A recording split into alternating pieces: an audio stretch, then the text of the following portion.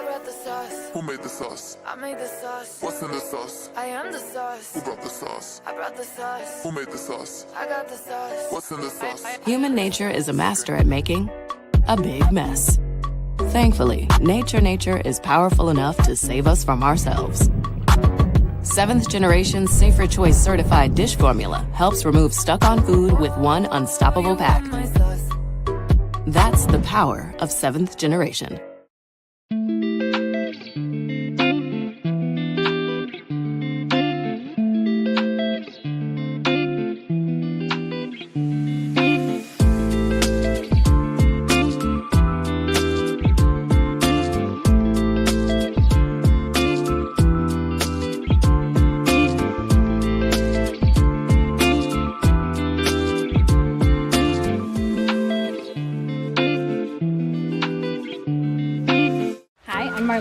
I work at SunCommon, and we are here today in Worcester on the north branch of the Winooski River, and we are planting 1,122 trees today.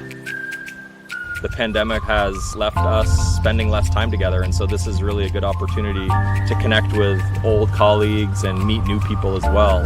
And one of the reasons we're planting trees is because it does sequester carbon. It is about climate action, and so this is just another way that we get to do that work. Trees are really important wildlife habitat in river areas. So this is what we call a riparian forest buffer is what we're creating today. In addition to all the wildlife habitats, this is a really good water quality project to slow down water and let some sediment drop out before it gets to the river. I know that planting this one tree might not do a lot, but when all of us work together, we just planted a whole forest, basically. It's really cool. This is the first adaptive-friendly trail network that's being built from design to execution. SunCommon volunteers are here tonight, as well as some new volunteers from all around. If you make a trail that rides well for an adaptive bike, it's going to ride well for two-wheeled bikes as well. My name is Greg Durso, and I'm riding the Reactive Adaptations Hammerhead. There's a lot of common misconceptions when it comes to what adaptive or accessible trails are. For us though, when we say accessible, it just means enough room for our bikes to get down it. So we don't want our trails dumbed down, we just want them just a little bit wider, a little bit more attainable for us to use. I'm paralyzed, I'm a T4 paraplegic, so I can't walk. So this bike enables me to get out there and start riding. When I get out of my wheelchair and I get into my bike, I kind of feel like Superman, and I love that feeling. It gets me into places that I can never get into that my wheelchair can't take me. SunCommon has been an amazing partner in this project. We already surpassed the point that we thought we would reach by the end of the season, and a lot of that's just thanks to SunCommon. It takes a community, it takes a lot of people to be out there, and you're really doing good for everyone. You're sustaining these trails, making new trails, making mountain biking more accessible for everybody.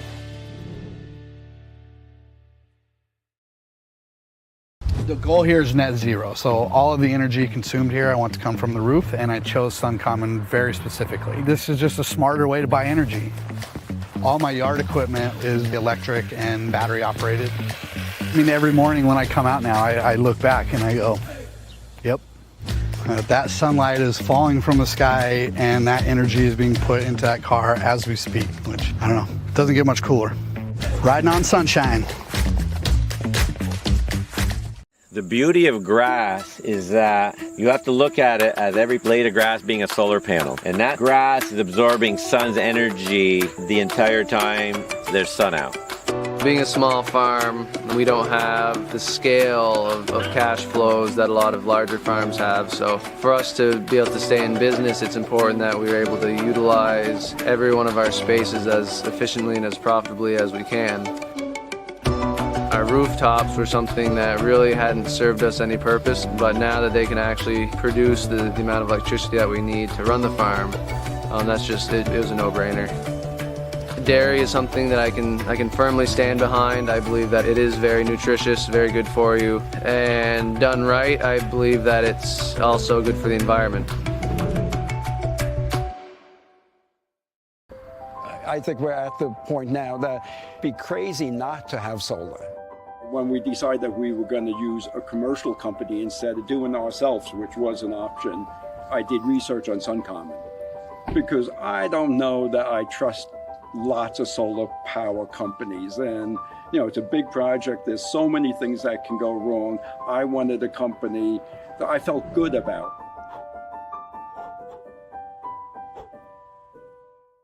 We're filming.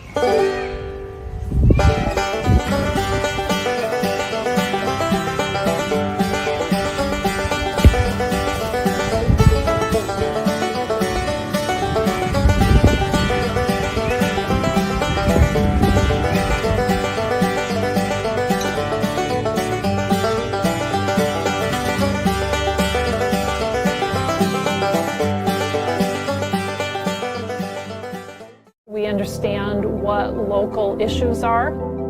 Other credit unions might offer like the VHFA and the Champlain Housing Trust, but it's cool that we have our own product. It's called home ownership made easier. It essentially gets somebody into a house who does not have a down payment.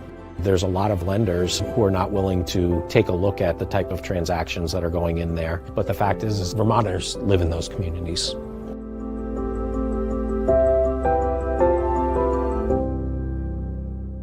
Every second, Vermonters spend $20 with Amazon. That's $20 going to someone you don't know and will never meet. You are just an order number to Amazon. $20 every second. That means every minute, Vermonters are spending $1,100 with Amazon.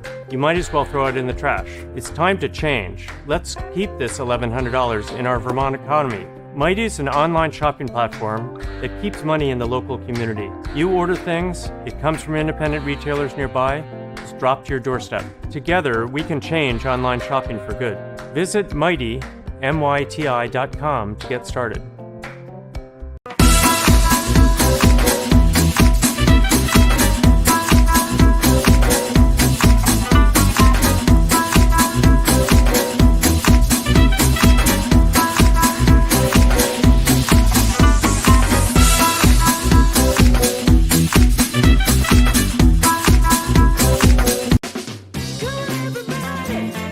Make progress by doing the things you love. If you can farm, fight food deserts. If you can surf, surf for racial justice. Like to read? Start a banned book club. Protest with an ice cream cone or project new meaning on an outdated statue. Get in a costume, but try not to get arrested. You have the tools for doing good, and the greatest tool is your own unique flavor. Ben & Jerry's. Make some mother truckin' change.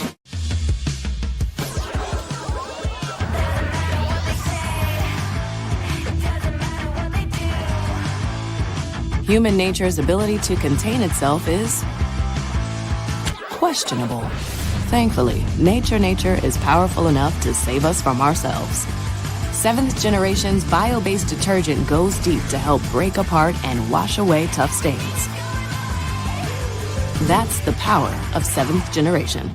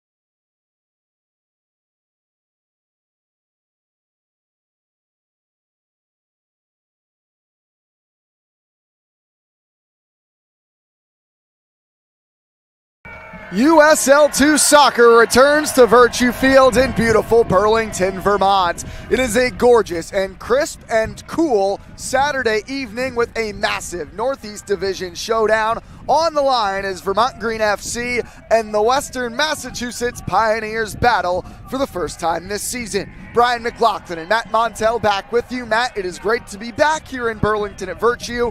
First time in 3 league games that we've seen Vermont Green play here at home, coming off a loss against Seacoast. This is another vital matchup in the playoff position, as both of these teams have major playoff expectations. Yeah, it's going to be huge because honestly they're so close neck and neck right now. We understand that Western Mass have a game in hand right now, so Vermont needs to take this as seriously as possible. They understand they're 1 point ahead, but you're going to need 3 points honestly at now that we're just past the halfway point to try to gain as many points as you possibly can to get forward. This is a Vermont Green side coming off a loss to Seacoast United, top of the table in the Northeast Division. The same team that Western Massachusetts has also dropped points against. Both of these teams losing to the Phantoms. Matt, when these two teams met twice last year, it was 2 1-0 wins for tonight's visitors. The Pioneers got the best of the Green 2 different times.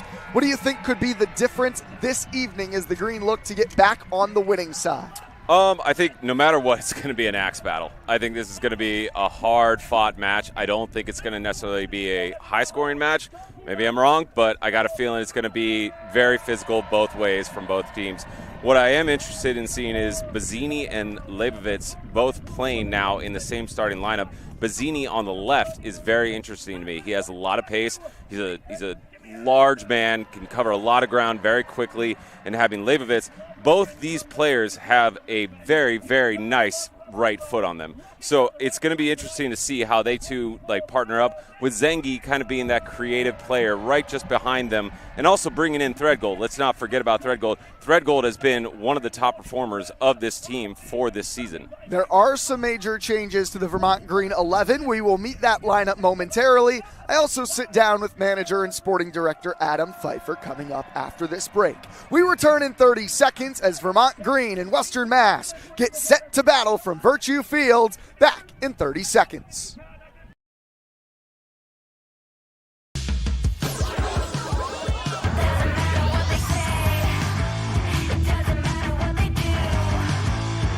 Human nature's ability to contain itself is questionable.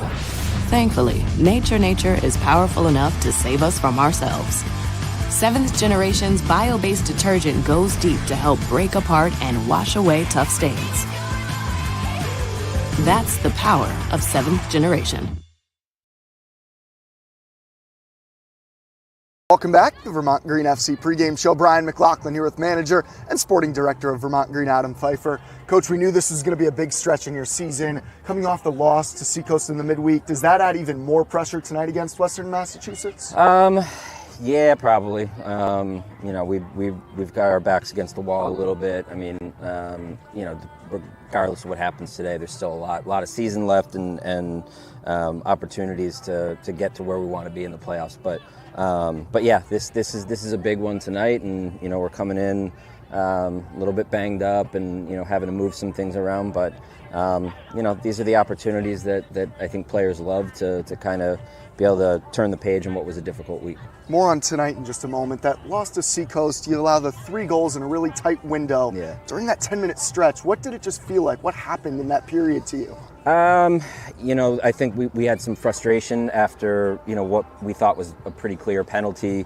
They get a counterattack goal, right, and we just, kind of lost our heads, get back into the game with a goal of our own, and then just completely fell asleep on the ensuing kickoff. So frustrating, but obviously really, good learning sort of moment. And we only had to watch like 6 minutes of tape to kind of get all the hits from that. So we move on. You mentioned some changes tonight. Gabe Threadgold moves up in the formation into more of an attacking position than we've seen him. Is that due to some injuries? Is that something that you're excited to see what he can do up top? Talk me through that. Yeah, some of it's just injuries to the group, but some of it's also just like we love his running and his energy and his toughness, and we need some of that against Western Mass tonight. Yeah, this Western Mass team, they're leading the league in goals. They have some really talented scorers of the ball. What's going to be the toughest task for your defense? Yeah, I think obviously there's they're pretty direct, and we need to compete for those initial balls, but it's really going to be winning those second balls and making sure that they're not kind of quicker picking up those balls off of their direct play. So we've got to be tough and concentrated, and we're obviously more than capable of coming out here and getting a result. They shut you out twice last year. What's the key to finding goals? Again, it's just toughness. You watch the videos from the games last year, there was a lot of fouling and stuff like that. That's the way it's going to be, and we just have to deal with it better. Coach, I appreciate the time. Good luck All today. Right, thank you.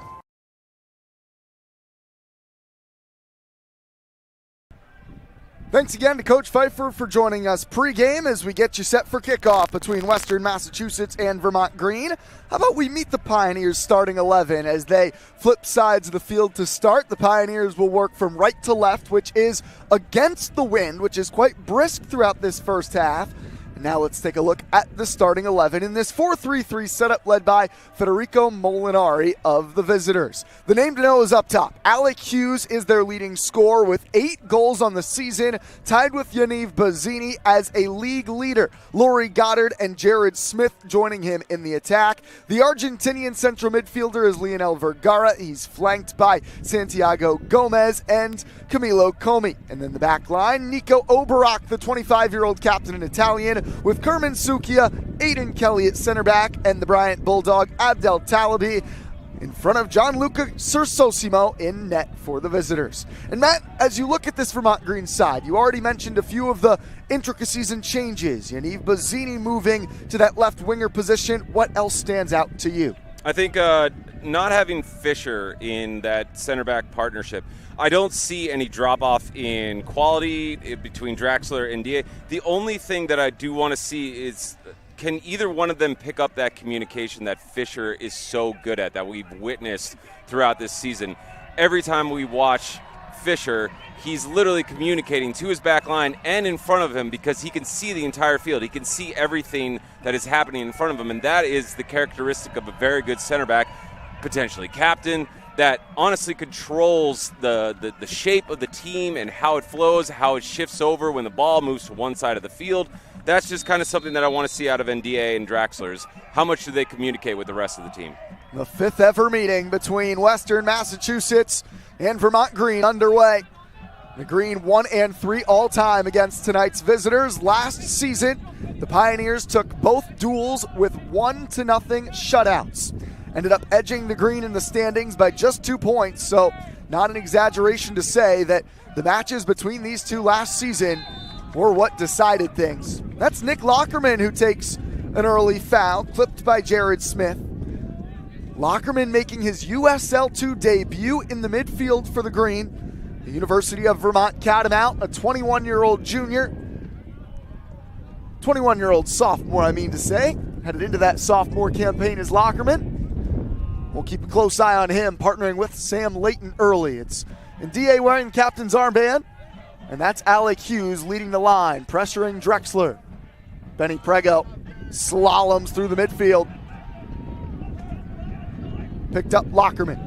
Really well done from Lockerman. Gabe Threadgold getting into the attack. Prego to the back post. Leibovitz was there, and Bazzini slices it wide. Prego keeps it in the mix. The Green start on the front foot. Already good pressure from Green right now. A Western Massachusetts side that are used to taking on pressure. They both lead the league in goals scored and are the best defensive record in the Northeast Division. They've allowed 3 goals all year, Matt, all 3 of them against Seacoast United, all 5 of their wins shutouts. Absolute brick wall, huh? That has been the reputation of Federico Molinari's side. And historically, this matchup has always been kind of very physical. There's always been a little bit, late challenges, kind of, going in 100% instead of just trying to win the ball at 80%, whatever. What I would like to see Vermont actually do is, all right, you can play that game for the first 5 minutes, but really you need to actually get your tempo and your touches on the ball and figure out the weight, the passes, everything like that. do that first instead of trying to play the physical game, because some teams will just come to their opposing the opposition's field and they'll just try to bully in the first 5 to 10 minutes, and sometimes it just rattles you. I'd rather see Vermont try to get a hold of the ball and figure out their tempo, figure out the weight of the passes, figure out the shape of everything. That's Nathan Simeon. They call him Simi, the 24-year-old. Was a San Francisco Don as an undergrad. He's expected to head here to Burlington as a transfer to the University of Vermont. Getting his first start at left back in league play. He's appeared off the bench twice. Look at Bazzini there down the right-hand side, applying the pressure on Abdel Talabi. I'm so interested to see how Bazzini does playing out left. Just because I know he can take the ball out of the air really well. Like we've seen it when, they play long out of the back, or, even if he has to receive a ball from on the ground, breaking 2 different lines from out of the back. He's a great, number 9, but now he's playing out on the left, but he's also got all of this pace, so he can also play in behind. So it's just going to be interesting to see, how his specialty kind of plays in that area. There was Bazzini picking the ball up along the flank. Already the 3rd whistle going against the visitors. Not, I guess, a surprise. They do have a reputation of being a very physical, strong group. Big bodies in their front line. This is a group of thoroughbreds in the Pioneers. Well, I was talking with one of the head directors from one of the local clubs, Nordic Soccer Club, Craig, and he was saying Bazzini, one of his undervalued specialties is that he draws fouls so well because of how he uses his body. He receives it and they have to commit a foul. Leibovitz got it from Threadgold. Well done and well defended. Picked up by Kami. Poked away from Goddard. That's Musa India. It's a bit of a short-handed green side. You heard in our pregame sit-down with manager Adam Pfeiffer. The team's a bit banged up right now, forcing his hand in some decisions. He mentioned specifically Nick Lockerman being maybe a touch rushed into the side. Now, if you followed this Vermont Green team throughout the spring, Lockerman might be familiar to you. He appeared and started in both U.S. Open Cup matches, picking up a goal and an assist in the win against Lexington SC. I think Lockerman, though, playing alongside Leighton, which we've seen Leighton has performed very well this season. So, that gives a little bit of comfort, even if you're coming in, potentially cold. Francesco Montali getting the start in net, his second start between the pipes. The 23-year-old from Boston University was an MLS Super Draft pick of the Philadelphia Union. So they continue to rotate who's in net for the Green. Jaheim Wickham leads the team with 4 starts in goal. Again, Montali looking deep, trying to use Leibovitz and Bazzini. That's Simeon getting forward down the side, and he's able to nip it off the dancing feet of Comey. Well, it really looks like, Matt, so far that Gomez and Vergara are kind of partnering in the midfield, number 8 and number 6 for the visitors. You've got Smith getting down the left-hand side with Comey working up higher on the right. Right, when we were talking about the player profiles and trying to kind of figure out how that center 3 is going to play out a little bit, and we both agreed that Comey's probably going to be a little bit more of the attacking side. He's going to be forward more often. Vergara is probably going to sit a little bit deeper. He's going to kind of try to clean things up. Lockerman trying to swing it first time for Threadgold. Nico Oberock reads it. 2 returning players. They faced off twice a year ago. Threadgold jumping into the attack. Leibovitz holds it up nicely. That's Aiden Kelly to intercept. Sukia gives it right back for Lockerman. Bazzini, Zenge, back towards Bazzini. Again, Kelly's there. I like the idea from Zengi, though. Cleared away by Gomez, and he took a boot to the shin from Zenge. Those little 1-2s, that's what I want to see out of Zenge, though, in those positions, is those little flick-ons, because either you're going to draw a foul because everyone's going to try to get to you very quickly, and if they do, it's going to leave a little bit of space right in behind. So I like it when a player tries to take that one little cultured touch, the one that flicks over just, 10 feet over, right over to Bazzini.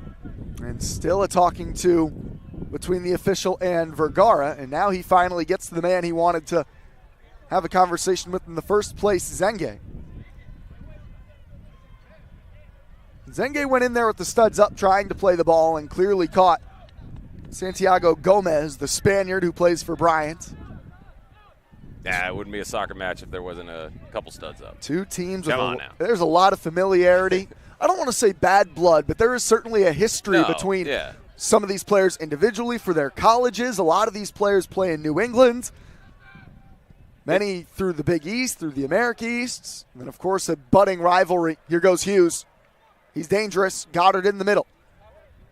Hughes with his 8 goals, dancing on Drexler. So Drexler had the inside step. Gomez from the outside of the area. Prego made the stop and cleared it with his right foot. Well done. Bazzini turns it over. Gomez picks out Hughes. Alec Hughes again. There's Benny Prego. Good defending from Prego. Prego is switched on. It's good to see. The Portuguese international looking for Leighton, who took a bump, and the foul going against Gomez. The Pioneers don't like that call.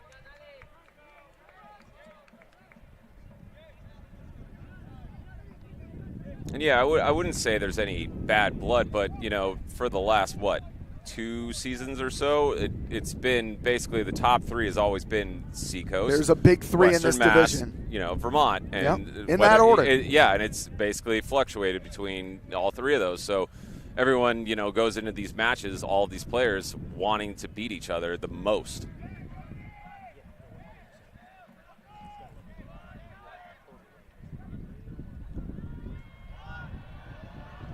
Well done by Oberock. First corner going to the green. It's Threadgold on the chase, and a set piece coming inside the 10th minute. Well, Matt, you're about to get a look at Nick Lockerman's left boot. This is his specialty, these types of set pieces. He had an assist on a Zach Barrett goal in the U.S. Open Cup from this same corner. So we're going to have a nice in-swinger here. We got a little wind coming from the left, too.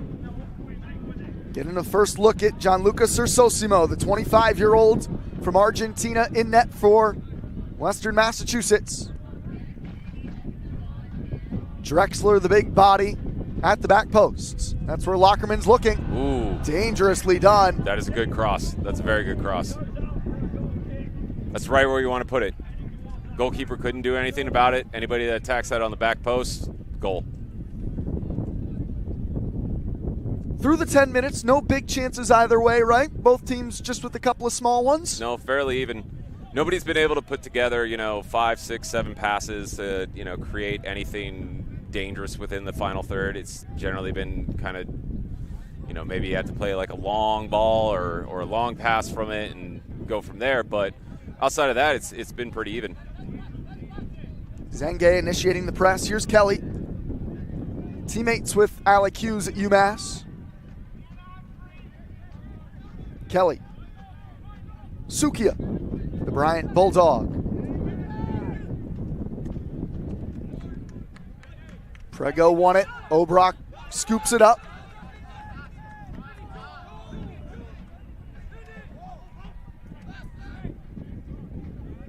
Lockerman and Leighton pinch it away. But it's Gomez who's able to find Goddard. Black shirts absolutely everywhere, too, the second he received it. And I think that's going to be something we're going to see throughout this entire match is really, really strong, aggressive pressing.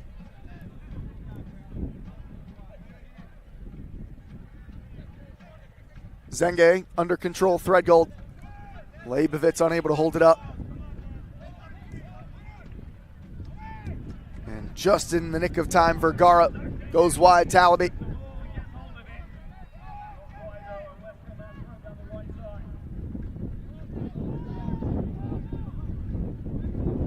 We're starting to get to that point now. After about 10 minutes, you're starting to get warmed up enough that you'll start to see which team can start to play 1-2 touch as much as they possibly can. And how hard everyone is pressing from both sides, that's going to be kind of the deal breaker, the breaker for what actually gets you through the middle of the field into the actual final third is who can play those 1-2 touches as much as possible so it's very, very quick.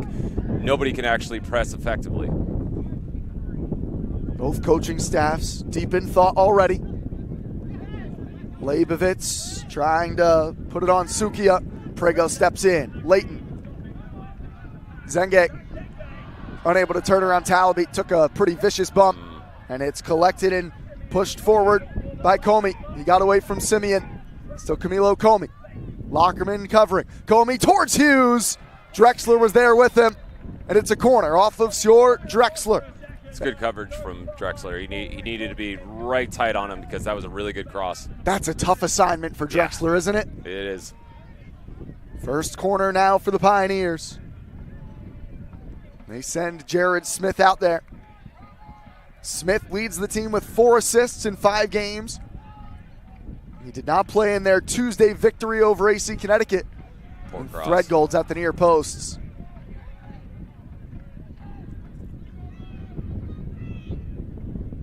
Look how many black shirts are already around him right now, Threadgold. Good recovery. Talaby's able to win it back. Pressing in 4 and 5s. Trying to go down the line, but nobody making the run. And DA shepherds it for the goal kick. This feels like a match of 2 teams that played twice to 1-0 scorelines last year, doesn't it? Absolutely. And I think the longer it goes on, and as long as it goes to be difficult to actually, create passing sequences through the middle of the field. Ooh. What a flick. Bazzini, flag staying down. He got it from Leibovitz. Bazzini on his left, just wide. What a flick from Leibovitz to unlock the defense. It's a goal kick, but a big chance for the Green Star score. And that's literally what I was just about to say is I was kind of wondering that since this is going to be such a contested 50-50 match and nobody can really get too much time on the ball, it's going to require Leibovitz to play more as a number 9 and come into the midfield a little bit deeper and try to connect everyone together. And those little flick-ons are going to be parts of it. And that's where you want to see Bazzini, too, on that left wing spot. Yeah. Making that run in behind, a first look. And he read it perfectly, too. Best chance so far either way goes to Yaniv Bazzini. Unable to hit the target.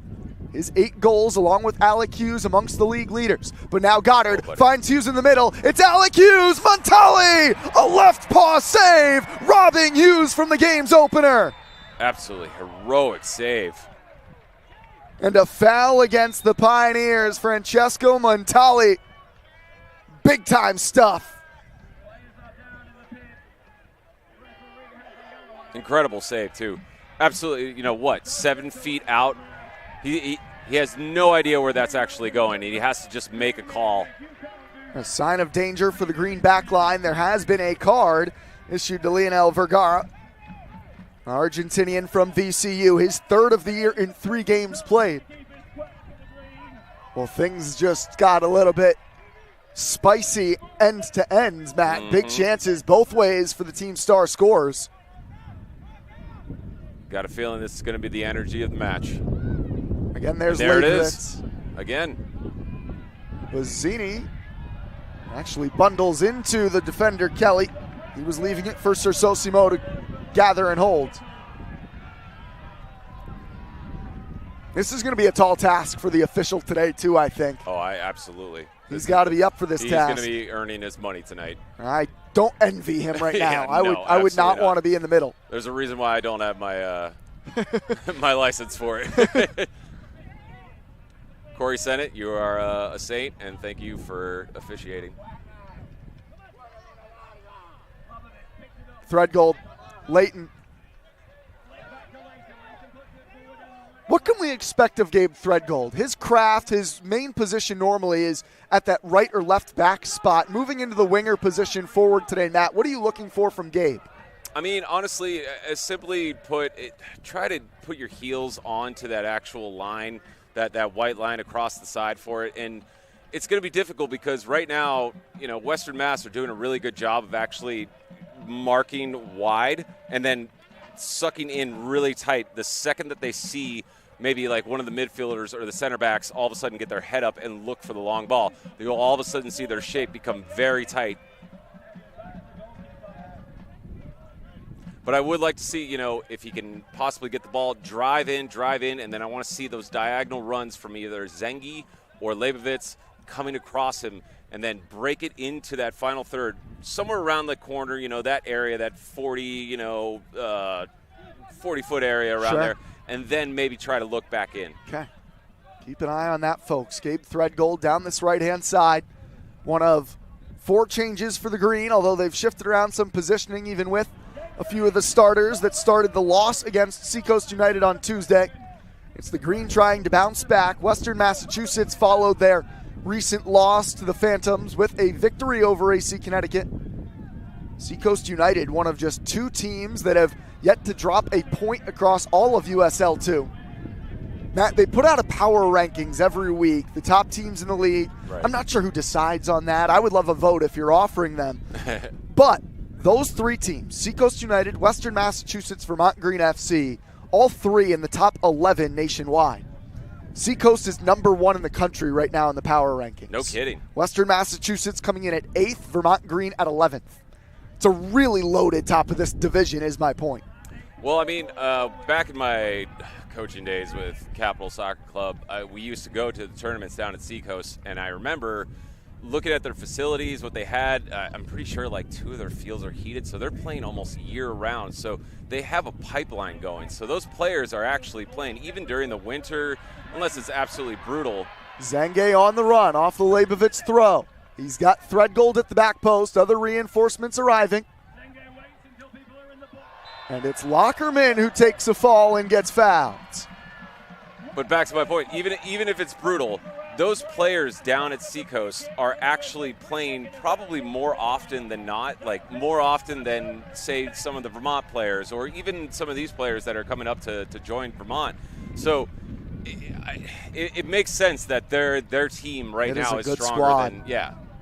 It is a tough top of the division.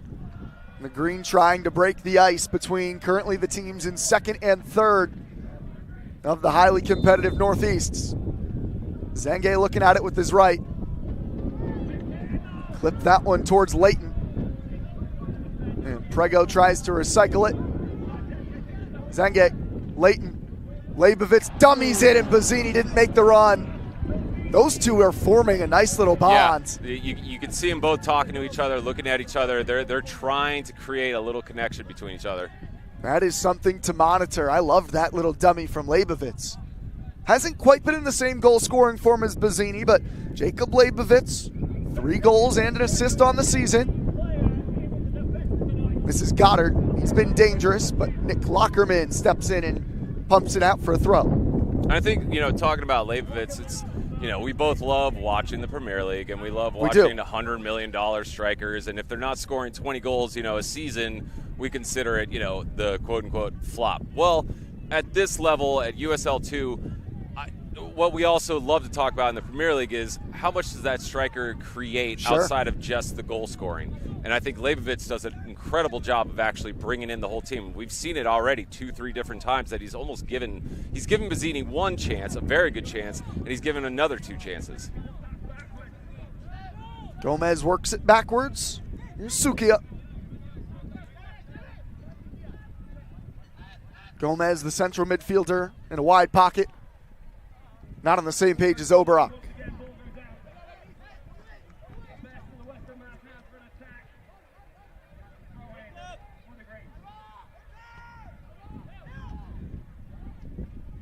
Layton with work to do, toes it away from Smith. Leibovitz touches heavy, but he's able to wriggle it wide. Simeon. Haven't seen much of Simeon so far. He goes by Simi.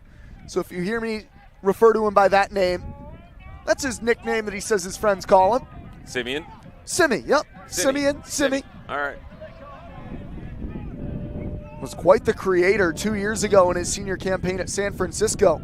8 assists in the fall of 2022. California is not an easy place to show, your quality. You got a lot of players to play against. Here's Simi for Musa Ndiaye. He and Drexler have been forming quite the partnership. Reed Fisher has not featured now in 3 straight. It has been this choice at center back of Ndiaye and Drexler. They did allow the 3 goals in an 8-minute span to Seacoast United. The 3-1 loss on Tuesday. Same 8-minute stretch also featured the Greens' lone goal for Bazzini. Great ball from Drexler. Oh, Prego, filthy. Benny Prego, he's got options. Prego towards Zenge, and it skips through everybody, bouncing over Talaby, the defender at the back post. And the Green have a corner. Really good ball from Threadgold. Perfectly placed. He waited until just those Vermont came into the box. Well done. Zenge will take this set piece. He has started now 7 of the 8 league games for the Green this summer. They are queuing up at the back post for him. Second corner of the day for the Green. This one to the near post. Good ball. Floats through everybody, and Oberock got a flick on it before Drexler. And that foul going against the Green center back. It will be a free kick for Western Mass. Unfortunate. It's an unnecessary foul to make because he's absolutely going nowhere. He's going towards that flag from there. His only option is to kick it long, and then you can recover the ball, recycle it, and then create the next attacking play.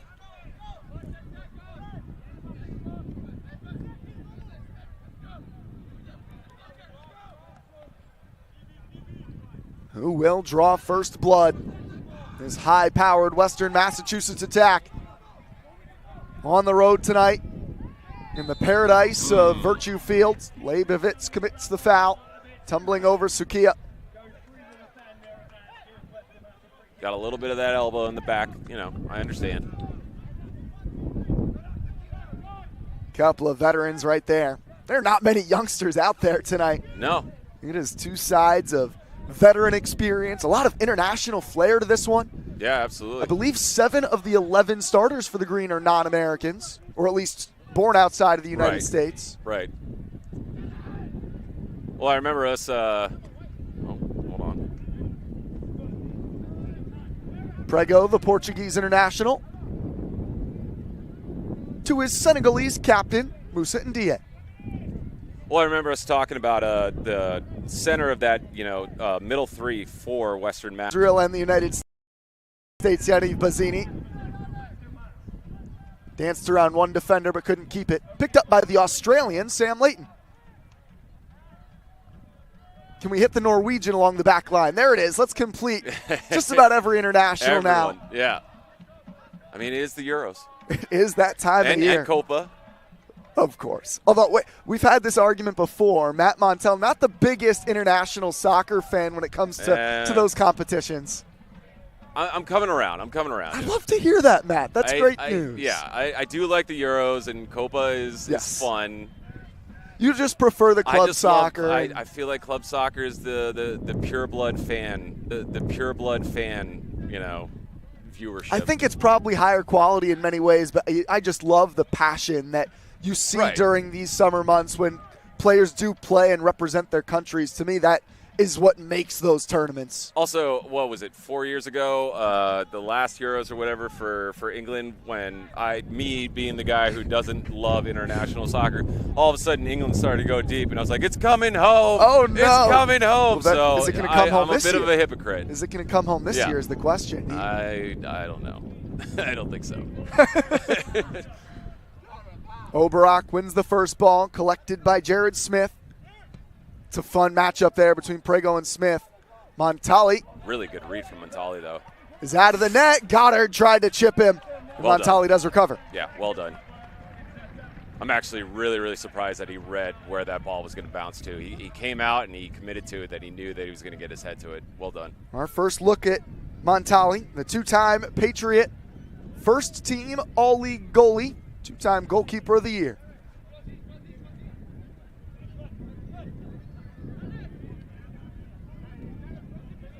After a flurry of chances end to end, the game is settled for a moment.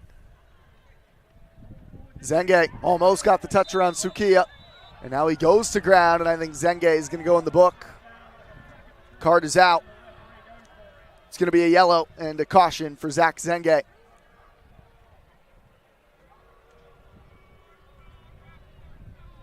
Second booking of the year for the Georgetown Hoya.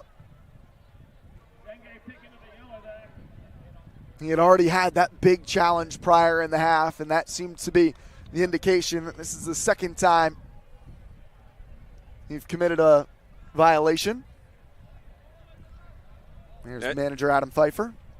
And as the game goes on, too, because I think the longer it stays 0-0 or this close, it's going to, like, that physicality, like those fouls, those late ones, you can call them cheap, you can call them a little dirty, whatever they are. I didn't think that was cheap or dirty, just to be clear.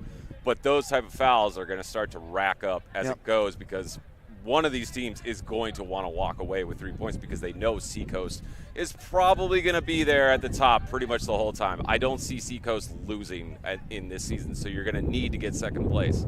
Hughes works it wide. Comey. More on that in a minute. I want to talk playoff picture standings as we're right about at the halfway mark with you. Montali ends up putting it over the top of his crossbar for a corner. Ball. Matt, just quickly, Seacoast United, 6 matches played, 18 points. They're clear of the table by a couple of points over Vermont Green, who have now played 2 more matches than Seacoast, including tonight. Remember, it is only the division winner that gets into the round of 32 for sure. The second place finisher will have to play a play-in against the Metro Division second place finisher. And if you're in third, you still have a chance to qualify for the USL2 playoffs, depending on your points per match. So, both of these teams feel like they have a chance to win the division, but there is kind of a weird optimism potentially surrounding things if you were to still finish second or third. Sure, but you don't want to leave it kind of to that variable. Like, you don't want to leave it to having to actually go and play the Metro Division. Right? You want to just finish at the absolute top. And so if you're going to have a chance to possibly leapfrog, Seacoast at this point, like, it's a cliche, but like every match in the USL2 in this summer league, it's a must 3 points. Yep. A win tonight would go a long way for both Western Massachusetts and Vermont Green to secure that top spot. Another detail in that, Matt, Western Massachusetts don't have to play Seacoast again. They're only playing them once this summer, which is a weird, I guess, interesting dynamic to add. Perhaps an easier schedule for both the Pioneers and the Phantoms than the Green might possess, having to essentially play 4 matches against the top 2 opponents instead of just 2. Yeah, it's a good point. Corner to defend now for the Green. This is the Seton Hall Pirate, Jared Smith. 4 assists on the year. Drexler's there at the near post. Backing out is Gomez. He'll recycle into the area towards Hughes. Drexler rose up. Pop to the back posts. Over the top of Bazzini. And Prego lifts it aerially. I will say this about Western Mass. Every time that they've gotten within the final third or somewhere just close to it, their crossing has actually been high quality. Everything has been dangerous, and credit to Drexler and Dia dealing with it. But I would say like that's a dangerous sign for Vermont. They tried to go with the long throw to Bazzini. He's got good pace, but he was shielded wide by Vergara. That has the Vermont Green sideline hot. They feel like it was not done legally to keep Bazzini from making his run. And Oberach takes a massive challenge from Prego. And it's a yellow card on Benny Prego as the captain of the Pioneers let out a vicious scream on his way to the floor. I don't think Prego has a lot to stand on right now to contest this. That was definitely a little bit late and a little bit nasty. It was a bone-crunching challenge. Musa and Dia making the case that, look, that was only his first foul. Yeah, but if it's your first foul and it's a hard one, it doesn't matter if it's just the first one. I think the point that the Green are making, Nico Oberach immediately up to his feet and looks healthy. Right. Despite the loud scream. I thought that challenge looked painful. I mean, I think a yellow card might have been right there. I think maybe more so than the Zenge yellow, personally. Sure, yeah. Second Green man in the book. When the Pioneers played Seacoast United recently, there were 9 total cautions.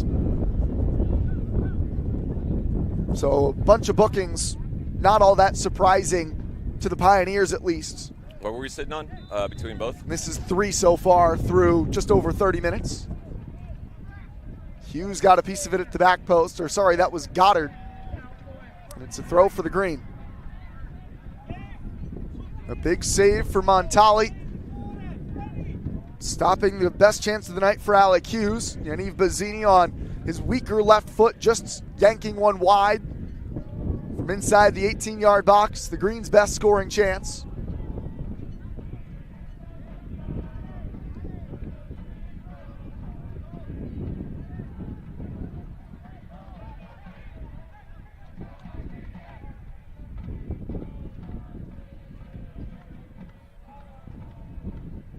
Long throw from the sideline, and Goddard got a piece of it, but Montali quickly claims. Big throw from Talaby there. It's kind of why I don't agree with like the long throw into the box, because there's no pace on it. It's really difficult to create anything. Like, it has to just be absolute havoc in the box. You're just you know what I mean? banking on chaos, yeah, right? Exactly. Somebody not marking someone. This level, though, Yeah. it happens. I That's agree. turnover from Simeon, picked up by Comey. And Simi, great pace to Got recover. wheels. It was his giveaway. He felt the need to make up he for was it. 10 feet behind him. How'd he get there?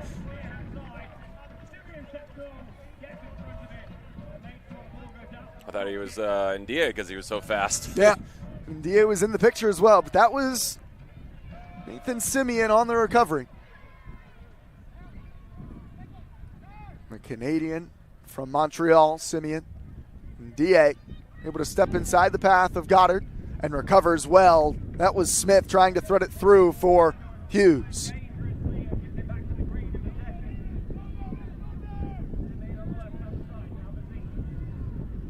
And it's Bazzini who mishandles it. The Green will have the throw.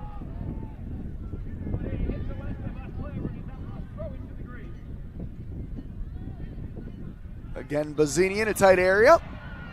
There's the burst again, Matt. And now the Green are saying that's a few times that Camilo Comey has caught Bazzini. He's getting his probably last warning. Then next one is definitely going to probably be a yellow. Bazzini feels as if he's been hacked at a couple of times from Comey. No card there. He was clearly just drawing him in. Come and get a little closer before he exploded. Well, when Leibovitz comes in, he starts to drag more players into the actual middle of the field for it, which is, okay, it clogs it a little bit, potentially if he brings a center back with him, but I would like to see him get on the ball more often. And then, you're going to start drawing fouls. You get, a free kick from more dangerous areas from it. So, I don't know. It's gotten a little bit stale in the last, 10, 15 minutes. Leighton steps in. It pinballs off of Comey to the feet of Goddard.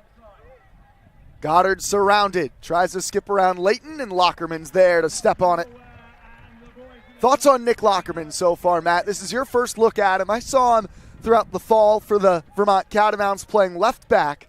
How do you feel like he's fared right here in the center of the pitch? I think he's kept it very clean and very conservative. I don't think he's done anything, overly creative, and I'm not saying that that's, his role and what he's supposed to do. I'm just saying that I think he's done a good job of at least making sure to keep tidy with the ball. And DA is able to spray it wide. Leibovitz into the wide area. He wants an early one. Bazzini's there. Well defended by Sukia. Good ball from Leibovitz, and Bazzini worked his way centrally. And I really like to see that too. Out of those three players right there between Bazzini, Threadgold, and Leibovitz, them rotating across that attacking third. You don't have to be locked into just one channel where, you're positioned just on the starting sheet. You can switch around and then actually create for each other from there. Good work from Lockerman, and then Simi to earn another green corner.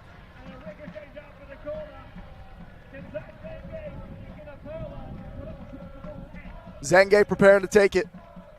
Drexler, the obvious target at 6'4". Bazzini, Ndie, Leighton, Leibovitz, all on the prowl as well. Sersosimo in net. Back post. Ooh. Drexler. He climbed the ladder for it. Unable to direct it. Head on it. Yeah, I thought he was going to get his head on it. It looked Scored like it. 4 goals in his fall season for Florida Tech. He's an aerial threat, no doubt. He's had a good match so far, too. He's been there. He's been alert and aware defensively. He's trying to get on the end of the ball. He's gotten on a little bit at the end of a couple of them, but he might be the threat off the corner. We'd seen Reed Fisher really pose a threat.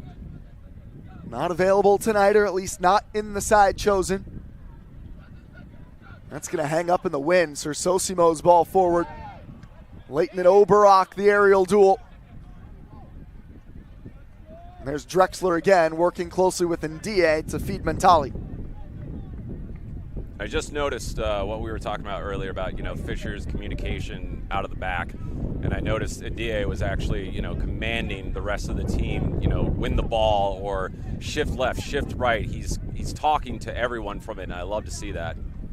Wearing the captain's armband, Musa Ndie, the returning starter. And Matt, he picked up the USL2 Yeah, I saw that. Player of the Month honor for the month of May. Yeah. Well deserved. Yeah, well deserved. A player who plays both central midfield and center back. Benny Prego bursting. Leibovitz in stride. Leibovitz blocked by Kelly.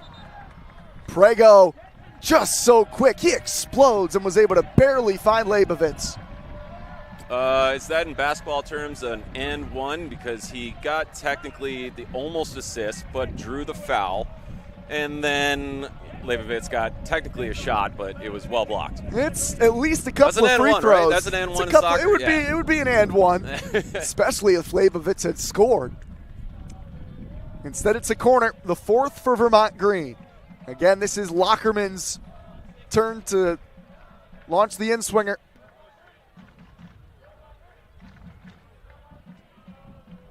That's a deep one. Poor service there over Drexler and out. We'll blame the wind. Although Zach Zenge flashing Lockerman the thumbs up. I'm curious to watch Lockerman for a few reasons tonight, Matt. We talked with Coach Pfeiffer pregame, and he was very honest with me. Like, look, this is a guy that he played with us in the U.S. Open Cup, but he's still relatively new to team training. Had not been with the club since the very start of the summer. And we were hoping to give him a little bit more time before we really ushered him into the action, but no choice tonight. Rodri unavailable as he got a straight red card at the end of the Seacoast United match. And so the partner of Sam Layton, Nick Lockerman, I'm just very fascinated to see how he continues to grow into this thing. A really talented player who scored once and collected 7 assists in the fall for UVM. Well, I think when you haven't trained a little bit or you haven't actually trained with the team itself, hold on. Here's Simi. Leibovitz. Leibovitz can't keep it. There was good pace again, though, from Simi down that flank. Trying to catch up with Comey here. So when you haven't trained with, the team for at least, a couple weeks and you're just cold, for lack of a better term. You're just cold. That's what I was kind of mentioning before is I think he's had a good game. It's just he's kept it very conservative and very clean. He's been tidy with it. He's, making sure that he's not losing the ball in dangerous areas. He's playing kind of simple passes for it, which is fine because you have creative outlets everywhere else. And as long as you're finding them, then you're doing your job in kind of his position. Green do well to win it back in the midfield. Layton unable to find a ball forward. Now Layton headed to Syracuse in the fall. Drexler. Great space here for Benny Prego. Can he pick apart the defense? Prego turns the corner, flicks it, Leibovitz. It was the left back Talaby off the line. No foul. Do not foul. Oberock. Oh, come on. He goes to grounds. And it's a corner. Oberock with some words back for the assistant referee there. No foul, Matt. Oberock looking for one. It was not a foul. It's well officiated. Oberock, who had drawn the yellow card previously on Prego. Those two having another interaction. The Italian and the Portuguese, man. That's a fiery combo. Right. And now this is prior to the corner. The main referee going to come and talk with Adam Pfeiffer. Coach Pfeiffer saying if that was simulation, why is Oberock not carded, right? Is that the conversation? I would assume so because you saw my reaction and I apologize. I call it as I see it. No doubt. I don't want you to hold anything back. I thought it was a bit of, a dive and you're trying to draw in the foul because he's going nowhere. He's going towards the flag and he's like, I think the assistant referee agreed with you. Right. I think is the point of the green. Oberock went down for sure with the scream, but here's Lockerman, the near post where Goddard was there to meet it. Well defended. Zenge trying to knot it back for Lockerman. Sorry, that's Benny Prego. Well done. Nifty. He's been quite sharp tonight, hasn't he, Benny? Yeah, absolutely. And Ndie, first time, pings it wide, Bazzini. Talaby took a deflection, so he sends it back to the sideline. Stays in play with some English on it for Leighton. No, it did not. It's a throw-in.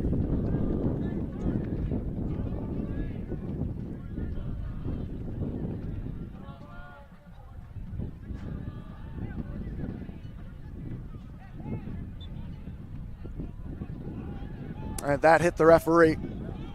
Right as Lockerman thought he'd won it back. An outstanding night once again in Vermont. You've probably heard the brisk winds, temperatures below 70.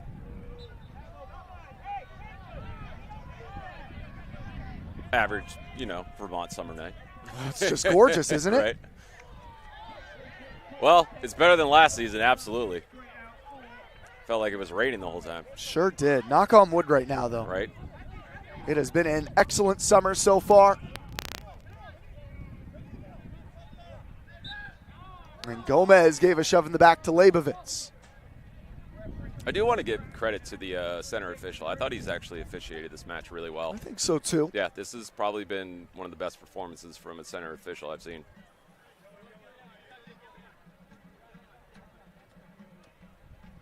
So if the league is watching, as I assume they are, please give him the credit that he deserves. And it's great to have you all watching alongside if you are with the league watching with us.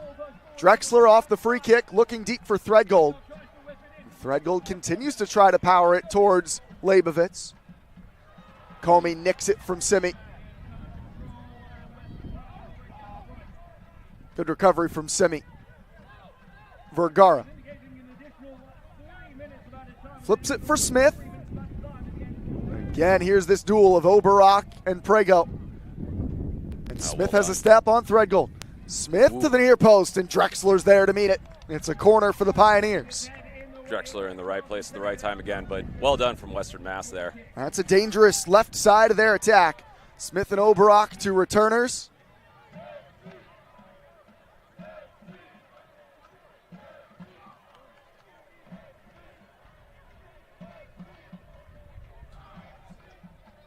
It's Smith, the in-swinger. And again, Drexler well positioned at the near posts. He's been everywhere. Comey tried the full volley, and now he takes a hit from Lockerman, and now away from the play.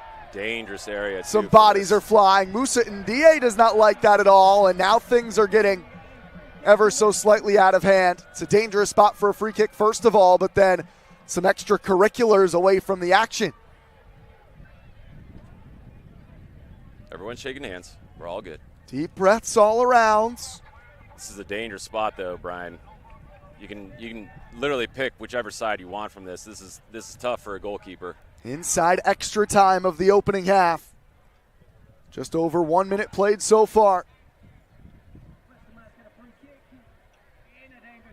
It's just out enough, too, that you can probably get over this wall. It's gonna need to be a cultured foot. It's gonna need to have some spin on it, but Laurie Goddard, the man standing over it. 4 goals a year ago for the Pioneers. 11 goals in his fall season as a Merrimack Warrior. Setting it up with his left foot. Montali has already made one outstanding save so far. Now actually he's moving it to his right. Okay. So Benny Prego switches where he is positionally. It's Goddard over the wall and over the bar. Maybe just a bit too in tight to the goal. He hit it hard enough that I knew kind of right as he was like pulling his foot back. I was like, it's going to be too much for it. But that one has to be like so much spin on it. It's almost, for let's talk golf here for a second. That's got to be a 56, real sliced under. Just cut the legs out. Cut the legs out. Montali riding the winds. That was Kelly who won the big ball in the midfield. And then Leighton. Zenge the heavy touch. Careful there. Oh, he came away with the ball. I said careful, but that was well won. Played quickly, and now Ndie and Hughes are going shoulder to shoulder. Whistles are happening behind the play. The Green faithful displeased. They feel Zenge won the ball cleanly. Meanwhile, Western Mass want another card on him. They feel he went in studs up. I'd have to look at it again, but I thought he won the ball perfectly cleanly. And studs up isn't necessarily, as far as I know, within the USL2. It doesn't mean that it's necessarily like you have to blow the whistle and it's a call. If you win the ball, you win the ball. If it's endangering the opponent, where it's like really high and going towards the leg at the same time, that's a different story. But he went straight for the ball. Again, in the final moments of this waning first half, two Northeast Division challengers. It's Layton who just got a piece, and that does bring the opening 45 to a close. Scoreless, Matt. We're going to get more reaction from you in just a little bit, but overall thoughts right now as we come to an immediate end that got spicy there down the stretch. Yeah, I think it's been 50-50. I don't think either team can claim that the other has had more of the ball or more attacking chances necessarily. I think Vermont maybe had a little bit of an edge in the beginning, maybe for spurts at the other side, but otherwise, I think it's just been, like I said at the very beginning, it's been a, axe battle. 45 minutes to play. We'll step aside. That's Zach Zenge continuing to get a talking to. He was booked in this first half. 3 total cards shown, yet to have a goal between the Green and the Pioneers. A halftime report coming up in just a few minutes.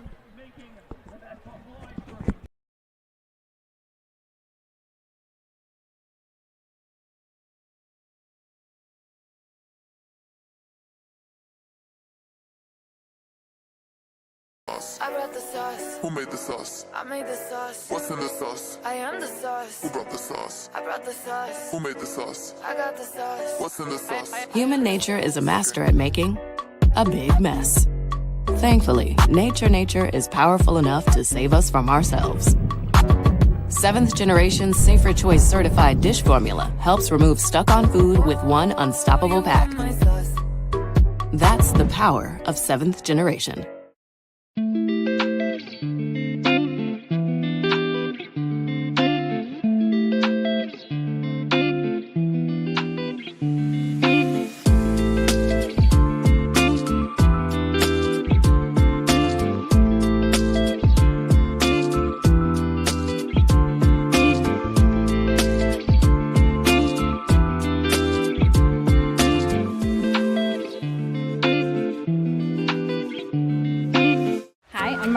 I work at SunCommon, and we are here today in Worcester on the north branch of the Winooski River, and we are planting 1,122 trees today. The pandemic has left us spending less time together, and so this is really a good opportunity to connect with old colleagues and meet new people as well. And one of the reasons we're planting trees is because it does sequester carbon. It is about climate action, and so this is just another way that we get to do that work. Trees are really, really important wildlife habitat in river areas. So this is what we call a riparian forest buffer is what we're creating today. In addition to all the wildlife habitats, this is a really good water quality project to slow down water and let some sediment drop out before it gets to the river. I know that planting this one tree might not do a lot, but when all of us work together, we just planted a whole forest, basically. It's really, really, really cool.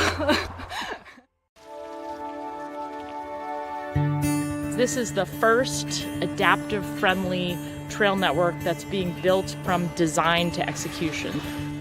SunCommon volunteers are here tonight, as well as some new volunteers from all around. If you make a trail that rides well for an adaptive bike, it's going to ride well for two-wheeled bikes as well. My name is Greg Durso, and I'm riding the Reactive Adaptations Hammerhead.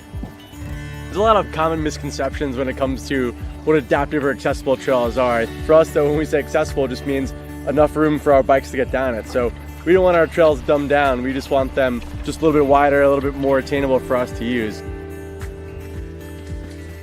I'm paralyzed, I'm a T4 paraplegic, so I can't walk. So this bike enables me to get out there and start riding. When I get out of my wheelchair and I get into my bike, I kind of feel like Superman, and I love that feeling. It gets me into places that I can never get into that my wheelchair can't take me. SunCommon has been an amazing partner in this project. We already surpassed the point that we thought we would reach by the end of the season, and a lot of that's just thanks to SunCommon. It takes a community, it takes a lot of people to be out there, and you're really doing good for everyone. You're sustaining these trails, making new trails, making mountain biking more accessible for everybody.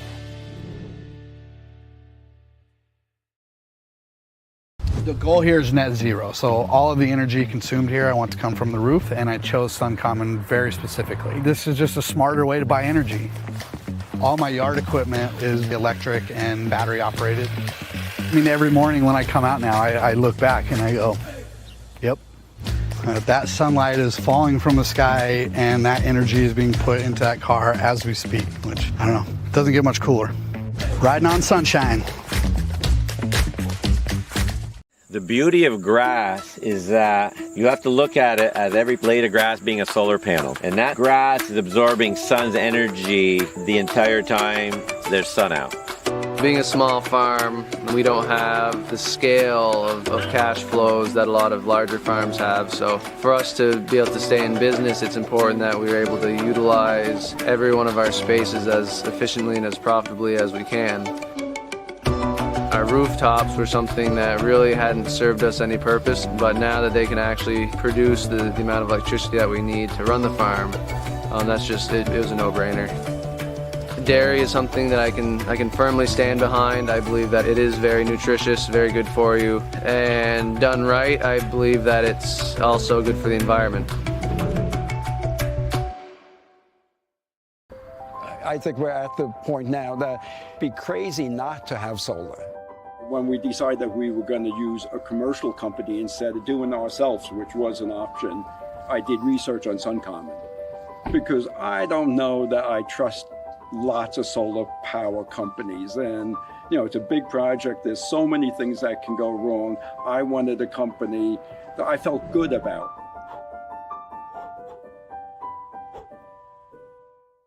We're filming.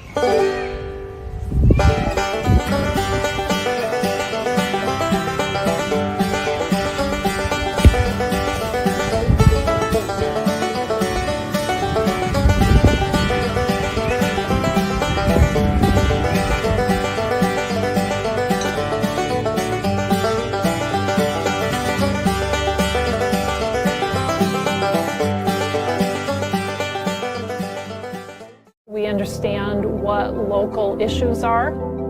Other credit unions might offer like the VHFA and the Champlain Housing Trust, but it's cool that we have our own product. It's called home ownership made easier. It essentially gets somebody into a house who does not have a down payment. There's a lot of lenders who are not willing to take a look at the type of transactions that are going in there. But the fact is Vermonters live in those communities.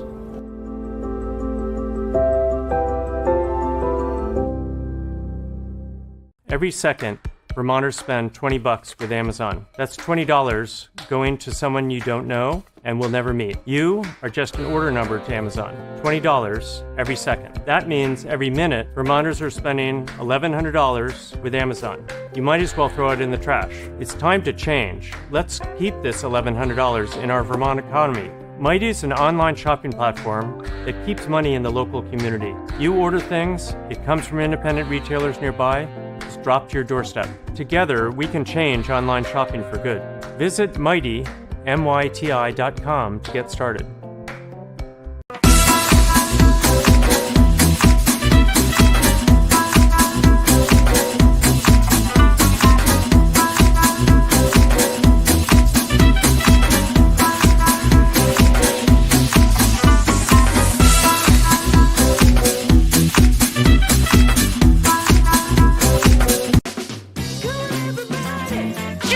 Progress by doing the things you love. If you can farm, fight food deserts.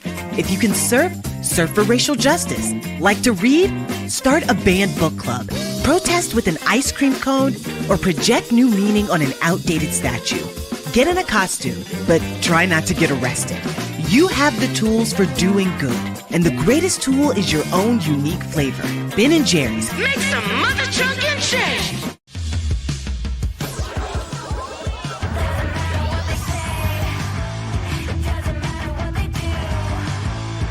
Human nature's ability to contain itself is questionable.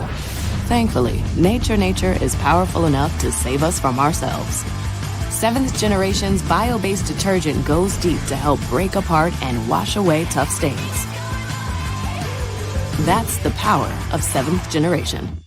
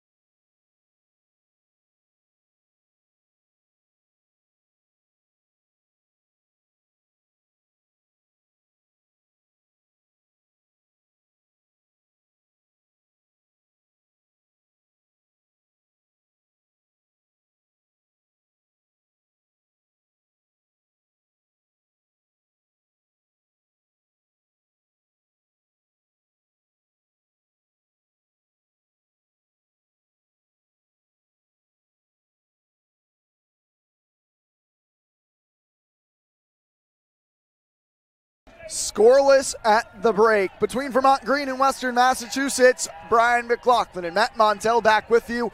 Matt, an opening half that featured probably one big chance both ways. We're here to talk Vermont Green to start, though.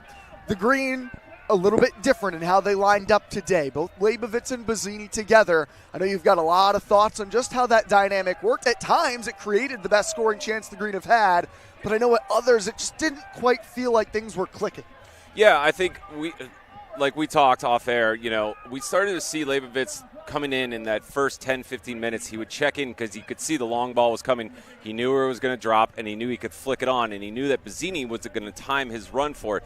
But then I think Western Mass did a good job of putting more pressure onto Leibovitz. They started to read, okay, this is kind of their play. This is what they're trying to do. And then it kind of went away for the rest of that first half from it. I kind of anticipate that Adam is going to start to make some changes for a little bit more pace on that left side. Maybe he rotates like you and I were talking about. Bazzini coming in for Zengi. Zengi is sitting on a yellow. He did have a contentious foul that we thought that he won the ball, but it was called. To the center ref, that is another infraction potentially. He did just give him a verbal warning. So we potentially could see him come out, maybe Bazzini come in. Maybe Leibovitz stays on. Maybe Bazzini goes up top. We don't know just yet. Outside of that, I think I haven't seen 3, 4, 5 passes come through, the center of the field, controlled play to create the attacking chances. Everything's kind of been a little bit long. Everything's been 60, 70 yards passes to the width and then trying to create 1-2s and then across. It's very quick. Nobody's really grabbed, this match by the collar. So Vermont Green and Western Massachusetts looking for a go-ahead. Two of the top scoring teams in this division. Scoreless through 45 minutes. Not seeing any subs for Vermont Green. I don't notice any immediately either. For Western Massachusetts, Matt, there were 4 yellow cards in the first half. For the Green, Benny Prego and Zach Zengate. For the visitors, it was Santiago Gomez and Lionel Vergara, their midfielding pair. So still lots to play for. 3 big points are on the line. Leighton getting an early touch in the midfield, trying to run away from Goddard.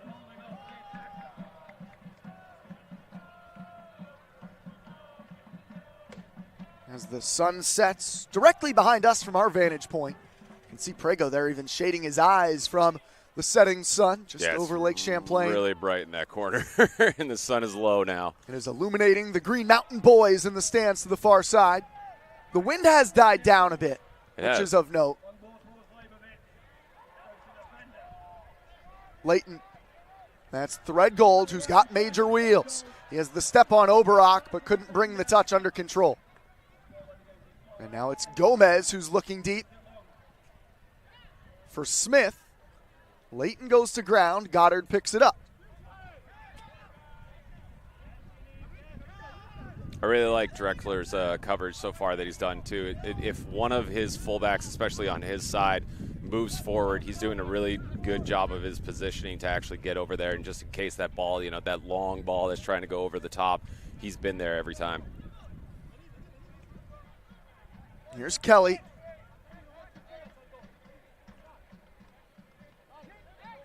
Talaby. Comey. Bazzini chasing it. And Yaniv Bazzini says, give me that. Well done. And Bazzini gets the benefit of the doubt. Right as that ball started to leak away from him, it was Vergara chasing him and called for the foul.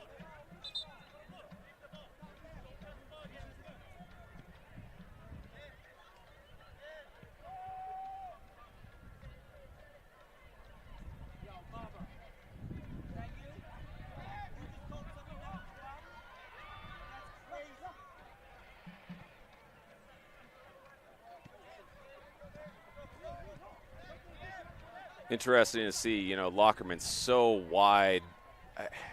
I guess, the center of the pitch does look incredibly packed with black shirts right now, but sure, it's interesting to see, one of your center defensive mids coming out so wide to receive the ball from it, and even,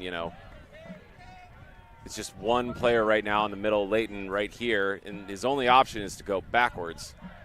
I'd like to see maybe Zengi take center of that spot. You know, he's got such a close touch to him. I want to see him kind of get in there and try to dictate play a little bit.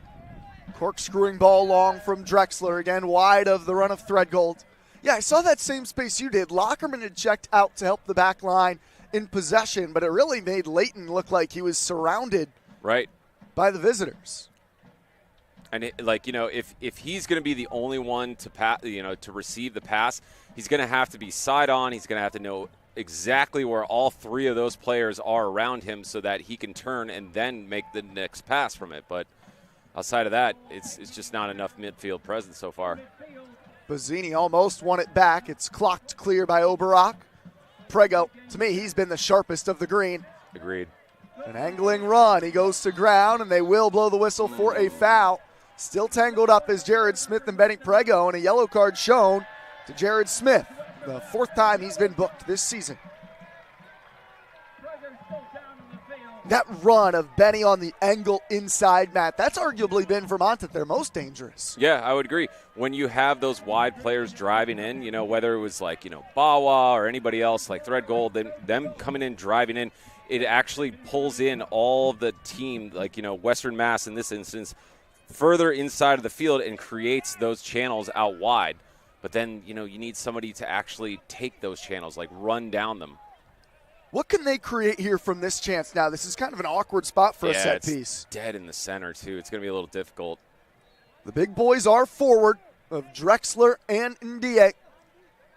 I think if you've got, you got 1-2 right now sitting next to the ball. Yep, and there's the run. I would almost play that out wide, but maybe, yeah. Zenge towards Musa Ndiaye. The flick, Drexler! Ooh. Well defended by Sukiya. It's a corner. All right, well, they're working on something from that place, so I'll eat my words there. That was quite lovely. Yeah, that was well done. The Green have earned a corner. Drexler was in the perfect spot for the flick from Ndiaye. What do they have going on this set piece? Corner number 6 for the Green on the day. And the referee first has spotted something in the center.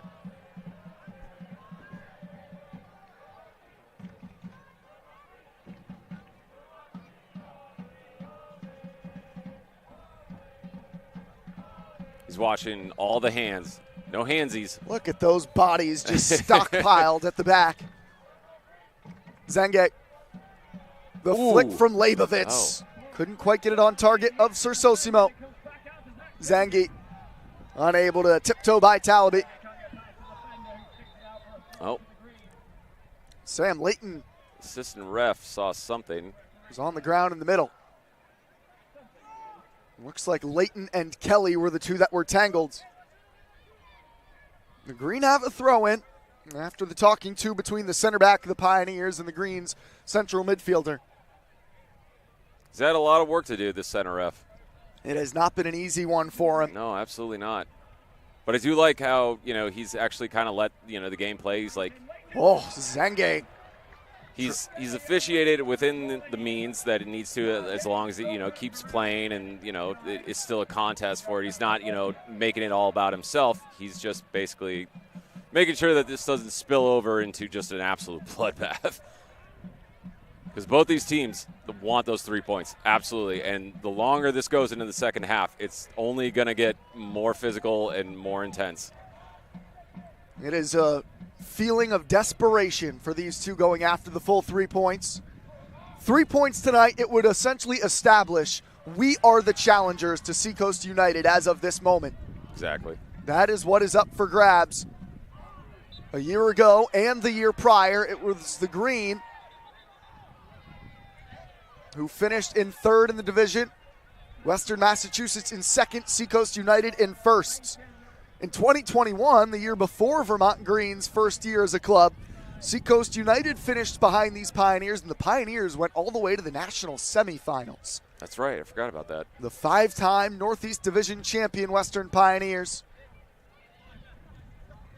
So far, they've done a good job defending this Vermont Green team. One big chance for Bazzini. That's about all. A shot on target from Jacob Leibovitz, but not one that was all that threatening. What can Prego and Threadgold draw up? It's read by Sukiya, and it pinballs its way back towards Prego off of a Pioneer defender. I like that Prego looked forward, though. He could have just, picked the easy pass back to his goalkeeper, but he decided to try to go forward. Almost actually got lucky with that off the deflection. I wonder if he's going to get forward more because he and Threadgold are interchangeable at that right side. Yeah, absolutely. There is Threadgold helping out at the right back slot. And Leighton got the flick on it towards Kelly. There's Kelly again. Chests it out of the air.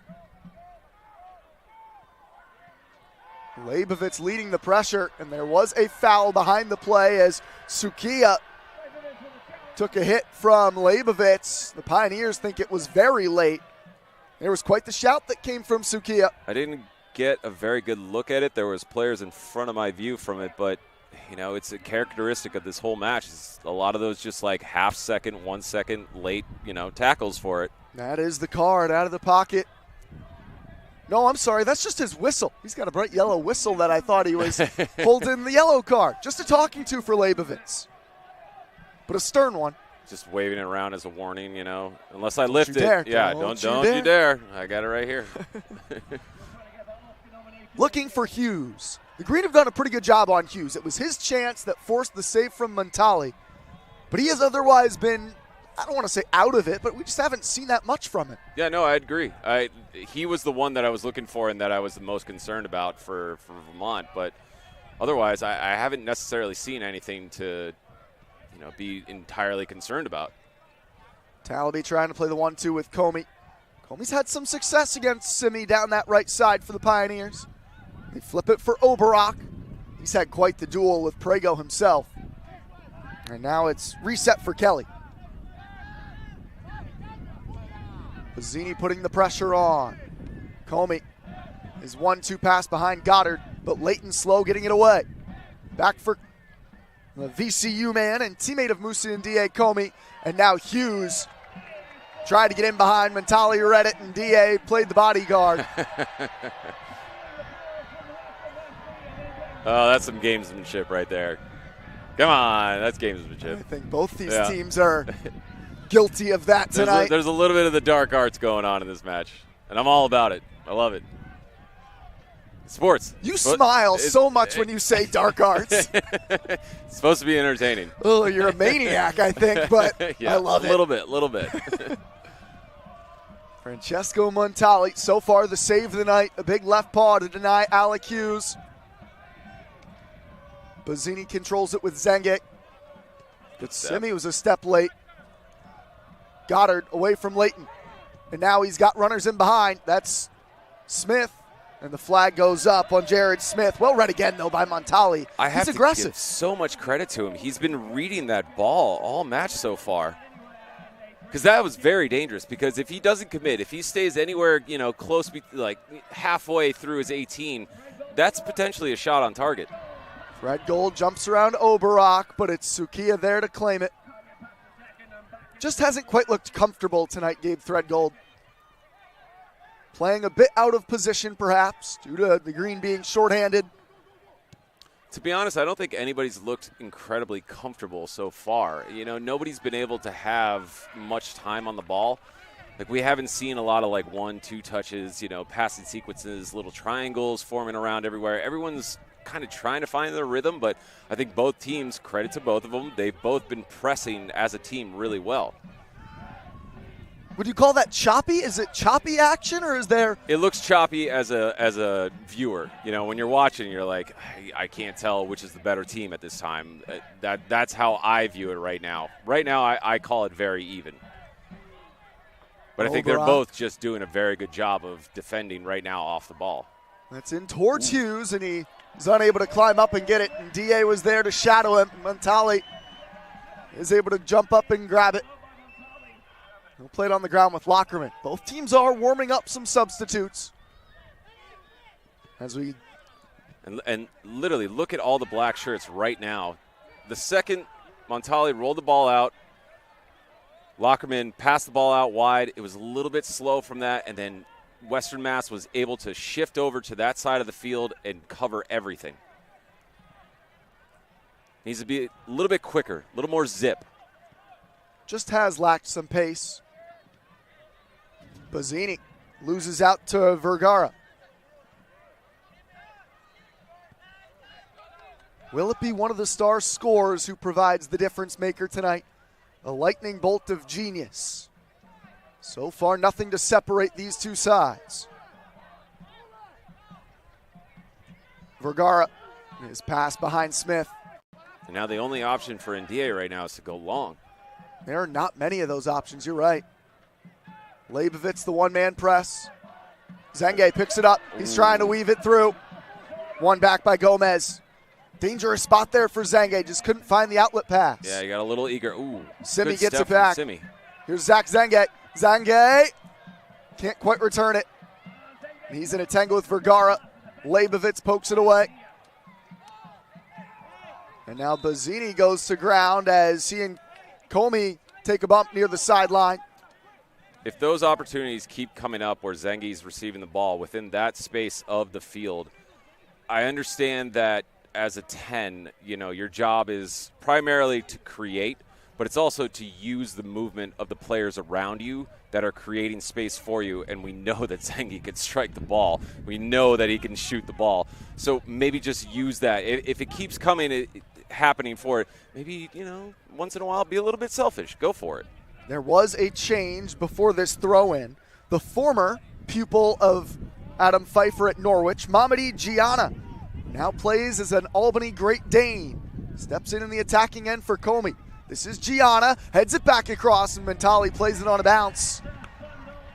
Well, Coach Pfeiffer knows Gianna quite well. It was Mamadi Gianna who beat Vermont Green last year, Matt, down in Western Massachusetts to beat Vermont 1-0. He scored the late winner off the bench. There was even some moments tonight where Coach Pfeiffer was exchanging words with Gianna across the benches during action. Some, I think, loving trash talk. Sure. And now Zenge has a step on Vergara. Squares up with him. Bazzini asking for the drop from Zenge. Plays Simi instead. Lockerman, 1-2 Leibovitz. Plenty of space for Benny Prego. Prego deep, Simi got a piece! It redirects Zenge, still in the mixer. Zenge over everybody. Best threat in a while, though, from the green. Now recycle the ball. There you go. Well done. Prego on the move. Prego, Bazzini. Oh, it's Zach Zenge, deflected and blocked. The green turning the screw there. That's what I want to see out of Zenge. Take those half chances. Strike the ball. Now here goes Hughes, the speedster, but Musa Ndiaye bombs that one towards Stowe. And the crowd absolutely loves it. The crowd coming to life a little, Matt. It hasn't been a quiet crowd by any means, but it's lacked some of that same intensity and pop that we've been used to at times. Well, I think it's just it's been so even, and there hasn't been these crazy clear-cut chances for it. Bazzini's maybe in the first 10 minutes of the first half. Sure. The Green are preparing two changes. It's Castro and Castillo ready to come in. An attacking option from Creighton and Jackson. Castro and the Costa Rican left back Gerardo Castillo, who plays at VCU, will be the ones to enter. How will these two change the game? What are you expecting their roles to be potentially, Matt? What do you think they could bring? I honestly thought that Adam would probably wait just a little bit longer. And 60 minutes is whatever. I thought maybe he would wait till it got a little bit tired legs from it and then throw it on. But I like that he's putting on attacking players now. Fresh legs, go for it a bit. You have to at this point. The season is so short. You can't necessarily just try to go for a draw. Everything has to be going for a win. Castillo, the left back from VCU, appearing off the bench for the first time, does have 2 assists. And then as... Looks like a foul was committed on the far left. Well, it was interesting. Western Massachusetts were on the front foot, I thought, but then the foul brings play back to the far sideline. Jackson Castro also making his first appearance off the bench, still yet to record a point for the Green. Who did Castro come on for? Castro comes in for Threadgold. So entering right at that right wing. Yep. Defensive work now to do for the Green.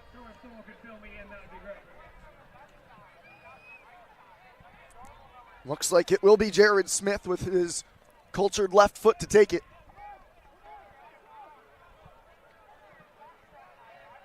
later this game gets, the more intense these moments feel. You can hear it, the crowd think of Smith. Drexler rises up. Still loose on the edge of the area towards Gianna. Mamadi Gianna, lightning quick, works it wide. Smith. That's a good ball. Over in DA, and it's well headed by Castillo, but still Smith. Not close in his final attempt, but good defending. Few decent chances, a few decent at least balls into the area. Got a little hairy in there, but well defended. These Pioneers have some big bodies up front in both Hughes and Goddard, well above 6 feet as their two strikers. I still think that Adam, at one point in this match, maybe in the next 10 minutes, he's going to do something between Bazzini and Labovitz.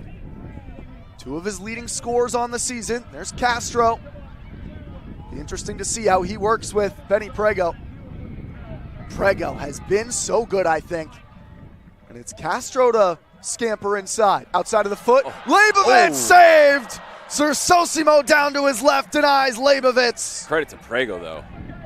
Prego, created all of that. It's unlucky. You know, it's a good strike. It's just a little too center, but outside of that, that's a good chance. Instantly, he combines with Castro, too. That is right. A good sign for the Green that Castro and Prego link up immediately. Second shot on target for the Green tonight. Both of them belong to Leibovitz. And now Castro and a 1-2 Zengi. Zengi, Leibovitz the flick. Ooh. And it's just picked off from Lockerman. That was Aiden Kelly, the tackle. No foul. Castillo took it from Gianna cleanly. Oh. The Western Mass bench furious. Yeah, this is Bazzini. Can't get the shot away cleanly. Again, Kelly defending. There it is. And there's the foul on Castillo as Vergara goes down. And that's, for me, that's a little bit annoying because look where he's going. It's like, why commit the foul? He's literally running towards the end line right there. He's running towards out of bounds. Don't foul him.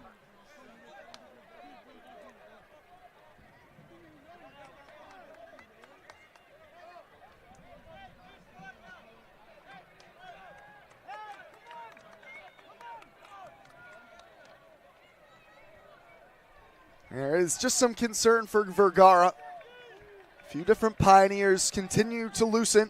He's Argentinian. They don't get injured. I just love your opinions on different countries' players. Different countries' players. Of course Argentinians don't get hurt. I mean, what are we talking? They don't get hurt. They hurt. You're a soccer fan. Yeah. You've been a soccer fan for longer hurt. than I am. So you have some more intel or maybe some biases that I don't quite have yet. Dude, if you got time, watch their league. You'll know what I mean. Okay.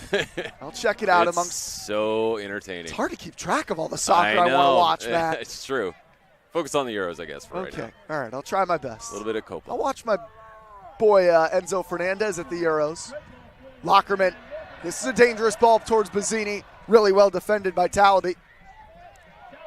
And again, Gianna goes for a tumble. Bazzini scoops it up. Castillo.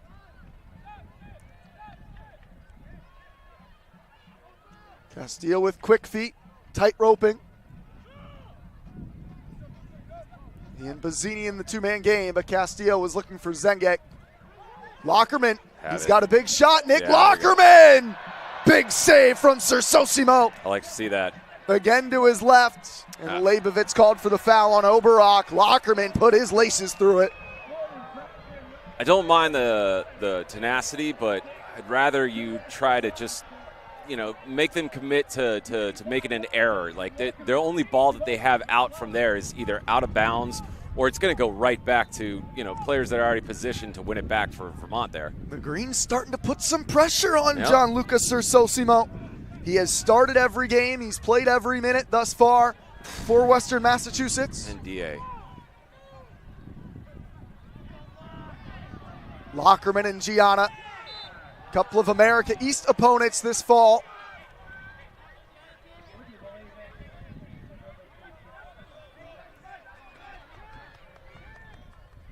Well, this is what we expected, Matt, isn't it? Yeah, it's going a little bit, Green's way right now, but just back and forth for moments. It's so tight. The intensity kind of raised a little bit in the second half now. Vergara took a bit of a bump from Zenge. Oberock. Starting to see a little more zip on the ball, too. Benny Prego. Every tackle, everyone's going down, too. And now Castro spinning away from Oberock will draw the yellow. Nico Oberock, the Italian, booked for the first time this summer. Blood's getting hot, Brian. Blood is getting hot now. 5th total card tonight.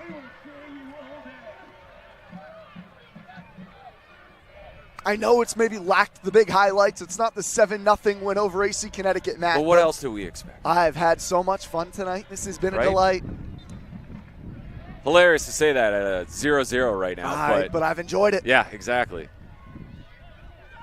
Maybe lacking for some big scoring chances. Both goalies have made strong saves. But the physicality, it feels like this game matters an awful lot. I like a good battle between two teams that are kind of evenly matched, and they both know, the consequences for losing and also the reward for winning, and they're both trying to, it's like a chess match right now. The throw-in will go to the Pioneers. Again, the 5th ever meeting between Western Mass and Vermont Green. 3 of the previous 4 have gone to the Pioneers. All 4 of them have been decided by a goal. Yeah, these are never high-scoring matches, huh? No.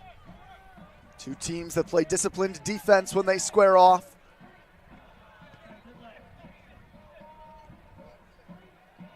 Bazzini unable to muscle by Gianna. Goddard gets it away from Layton. Smith in full stride, but not many have the pace to match Benny Prego. He's in his bag now, Matt. Zenge first time flick. Castro beaten to it. Well done by Oberock.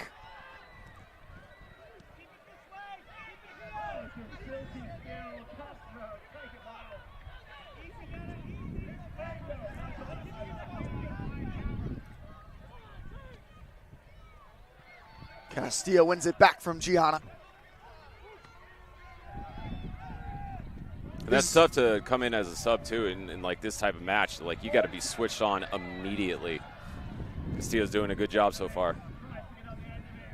Is it opening up a bit? Feels like it just is slightly more space for these teams right now. I think a little bit. I think now they're trying to play that. It's the same kind of long ball, trying to break the lines over the top as quick as possible. But now it's happening faster than it was in the first half. I think the first half was a little bit trying to measure each other more often. Now it's kind of they're trying to find that that one lucky break. But the midfield is it's been really difficult to play, anything directly through it for both teams. Not normally the Vermont Green midfield that many would recognize. Regulars for years of Rodri and Pacella unavailable tonight. Layton and Lockerman have tried to lock things down. No pun intended. Successfully flipped for Castillo.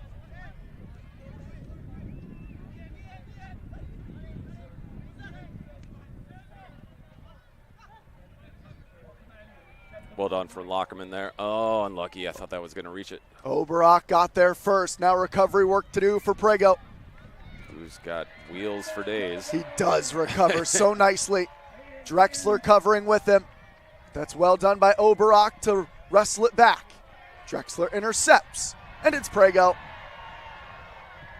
Can Zenge flip the play? Bazzini asking for it out wide. But it's Zenge carrying it himself for now. He'll throw it to Castro. Castro wants the early switch towards Bazzini. And ricocheted off of Kelly and then Leibovitz. Good flick on. Still waiting to see the brilliance of Jackson Castro. 2 seasons ago when Creighton made their run through the NCAA tournament. Fine Layton. Fine Layton. Musa Ndiaye now on a venture forward. Here goes Bazzini. Bazzini found a nice little pocket. Ndiaye's going big. Goddard wins it, and now it might be open for Western Mass. No, Castillo's got wheels. Castillo and Goddard shoulder to shoulder. And that's going against Castillo. It's going to be a free kick for the Pioneers. I think it's a foul. He's holding him. Was there any, I think the claims from the green are that it was both of them holding each other.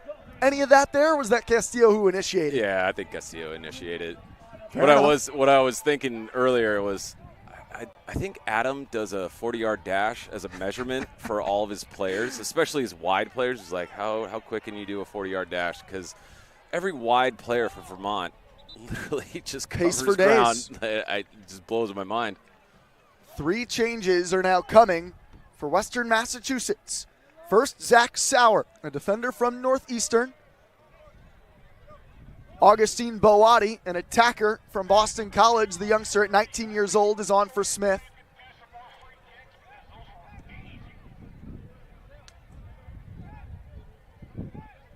Looks like Goddard will be the one to exit for Sauer. Not seeing a ton of – all right, well, we're starting to see a couple more of Western Mass players come in. Right now it's looking a little bit more even for the cross, but still 3 players back and not one Vermont Green player anywhere near the halfway line. They are fully in defensive mode. Yeah, they're trying to absolutely not give up the counter, but there is no counter on. It will be Boati to take the set piece. His 5th appearance off the bench this year. And Leibovitz, the first man in line. The powerful header pushed backwards by Sauer. And then Leibovitz into the night sky. Just out of our reach this time. Just looked up in the sky, and Brian, this is – how did we get this view, man? I don't know. It is just gorgeous again. Gorgeous. Cotton candy skies. Right?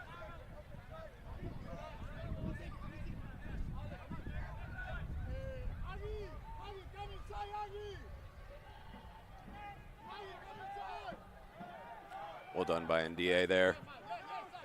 Now can they play out of the back? Haven't seen them play out of the back much tonight. Hasn't been on often. Great flip, though, from Castillo. Anytime they find Prego in space, that's when it's opened up. That's well done. In Castro. Looks like Boati will play on the left side of the midfield. Still Gianna on the right with Hughes almost as the lone striker now.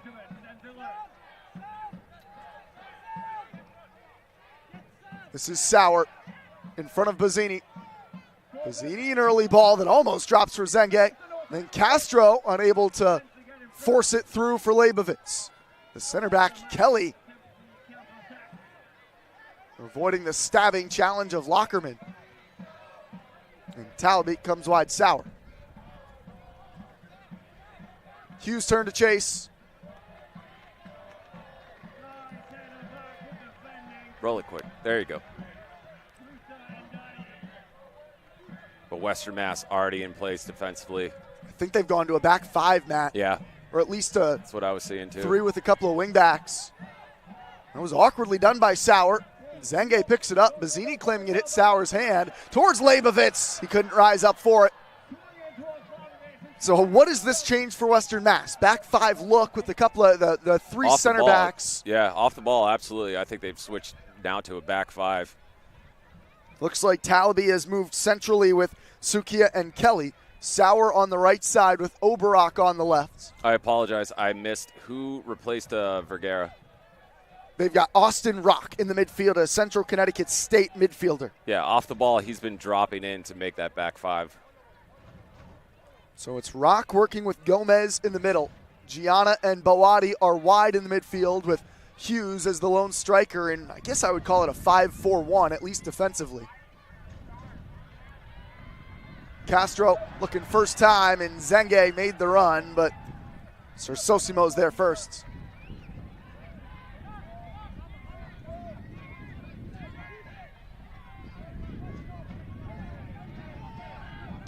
That's Rock. Didn't get that one right. Don't know who that was to. Holds the hand up in apology, I think, towards Augustine Boati. He didn't know who that was to either. Lockerman. Great touch for Castillo. Bazzini surrounded. Lockerman, his collegiate teammate for Layton. Can they get the flip quickly? Prego's got it.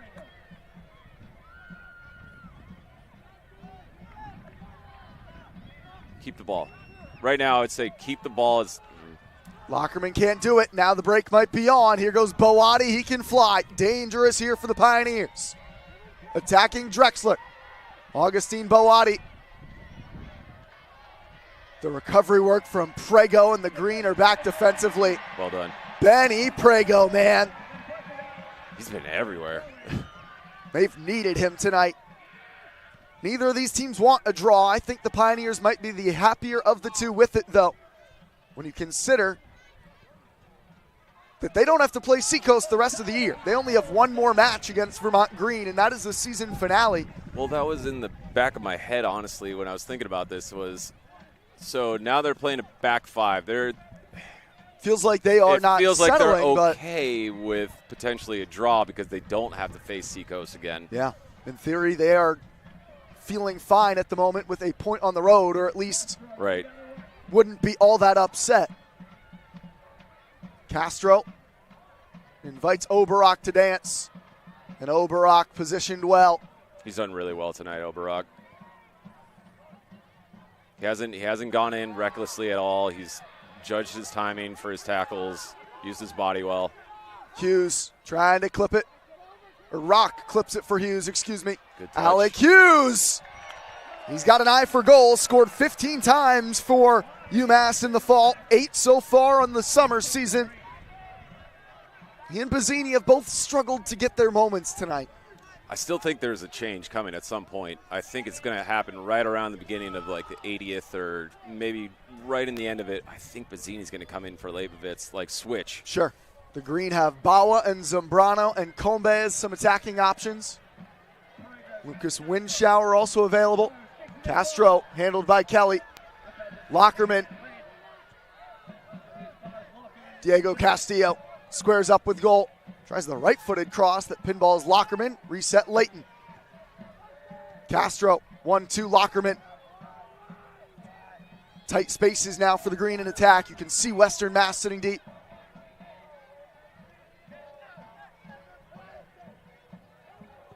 Layton.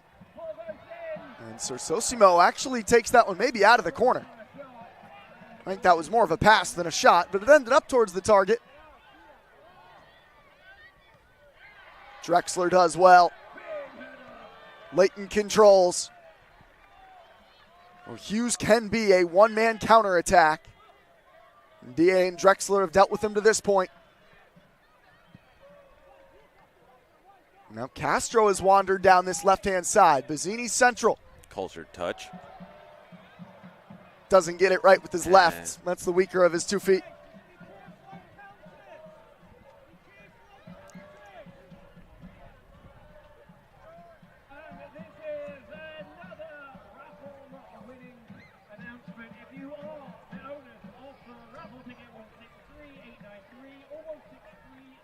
Time winding down on this showdown of Northeast Division contenders. 2 of the top 15 teams in the nation. If you at least put any stock into the USL2 power rankings. 2 of the top scorers going in Bazzini and Hughes. We said it had all the makings from the jump. Maybe hasn't had the big highlights tonight, at least as far as goals, but this match has not lacked for intensity, skillful moments, and really good defending. I think that... I was going to say, like, honestly, this is... Some trouble there for Ndie. That is Hughes, who's got great pace. Why was I not even worried, though? Because Musa Ndie. Because it's Ndie. But as, you know, what we've seen, I would say this is a really good clinic on defending.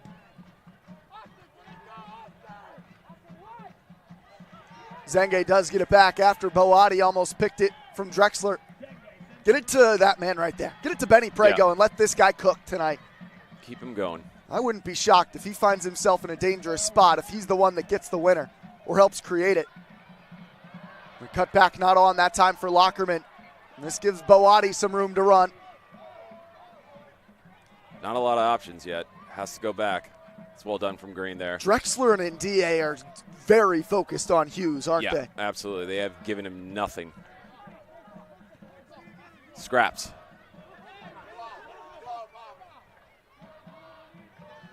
That's dangerous. There. Sauer. Took a deflection off Ndiaye, and Montali keeps it from going across the end line.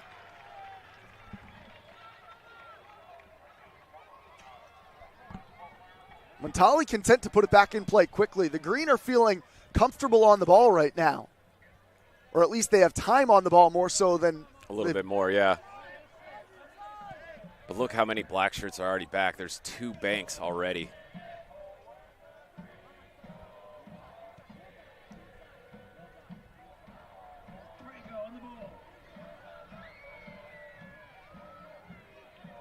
Yeah, bank of 5, bank of 4, and then 1 up top for the possible break. What makes it so tough to score when there are 2 levels, or just so tough to create?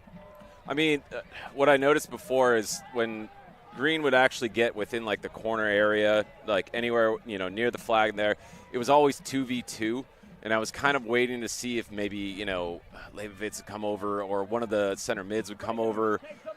Prego to the end line is crossed to the back post, met by Sauer.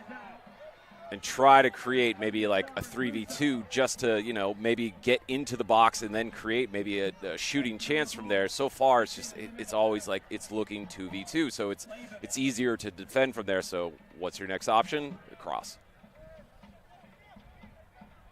Zengek tackled by Sukiya. That's not away by any stretch. Rock out, jumps Bazzini. It falls Castillo. And Bazzini. Yaniv Bazzini. Talaby the tackle, corner for the Green.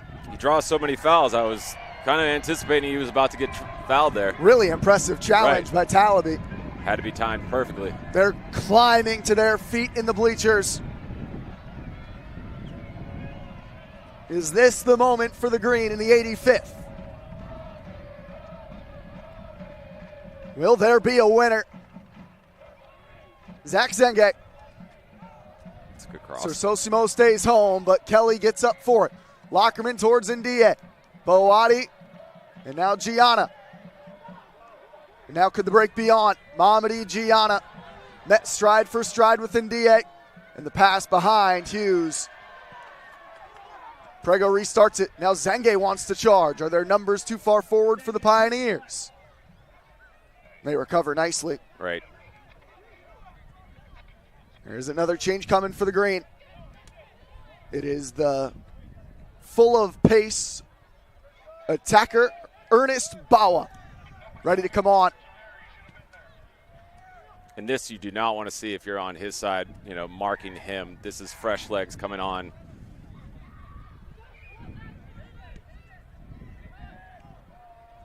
Castro.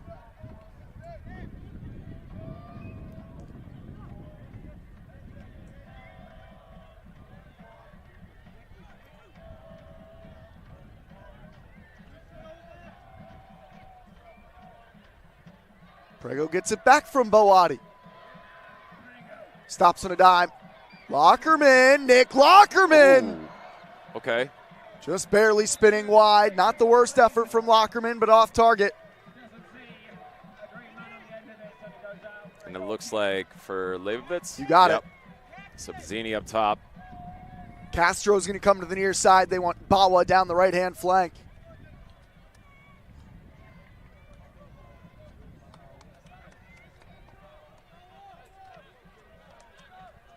The final roll of the dice. Bawa, we know, is not shy for pace. No, sir. They'll play it right to his side, do the Pioneers. It's Oberak who's operating at that left side of the back 5. Leighton beaten to it. Sauer, he's got some space. Gianna out wide of him. Sauer. Forced wide by Castro. Mamadi Gianna. Wants the end line with his right foot. What a spin. Gianna does get to the end line. And Ndiaye's there to meet the cross. Sauer volleys it towards Hughes. Drexler was there defensively. And Lockerman picks it up. Offsides? Oh, okay. There's an offside call against Alec Hughes. I could smell like a dangling foot foul coming at any point, but well done. 2 of the referees are coming together to talk. And And now Alec Hughes is being motioned into the conference room by the center official. Oh, he's being carded for what he said to the assistant ref.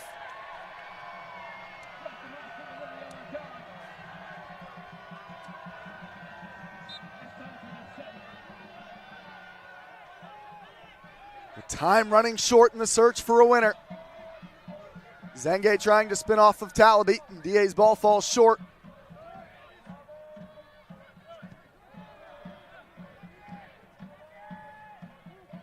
Let's see if Bawa can get a touch. Here he is. Just keeps it in. And he immediately draws a foul. Oh, I didn't see the... I didn't hear it either. The crowd drowned out the whistle. All right. This is a good spot, right? Yeah. This is a dangerous area here. That's why you put Bawa on right there. The ball has gone to the back post more often than not. So I'm looking at, I see Drexler all the way on the far left of this line here. Oh, the Green were ready to play it short. Bawa might have been in, but the referee says we're bringing it back.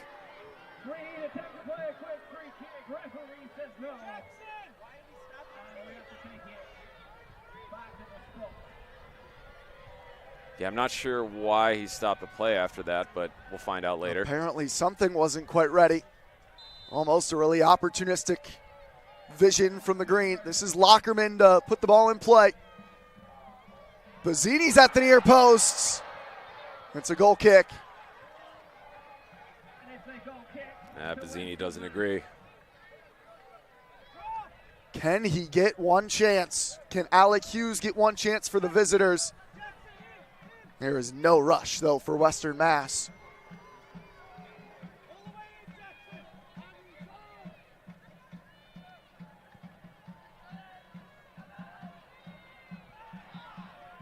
And Layton's called for the foul.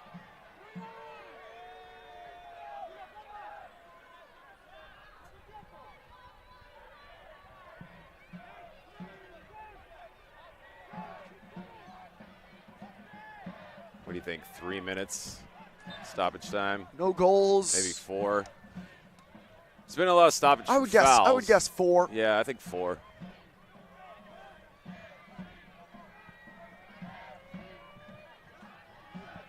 I think we're seeing the indication of 5. 5, okay. Plenty of game and chances and opportunity perhaps still waiting.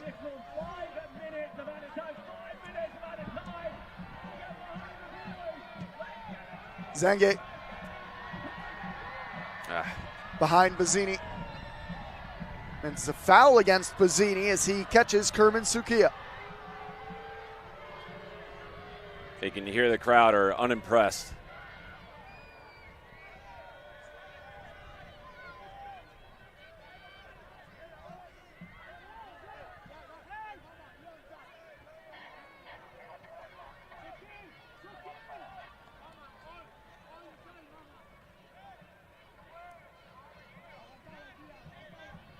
Played over 1 minute of extra time of the required 5.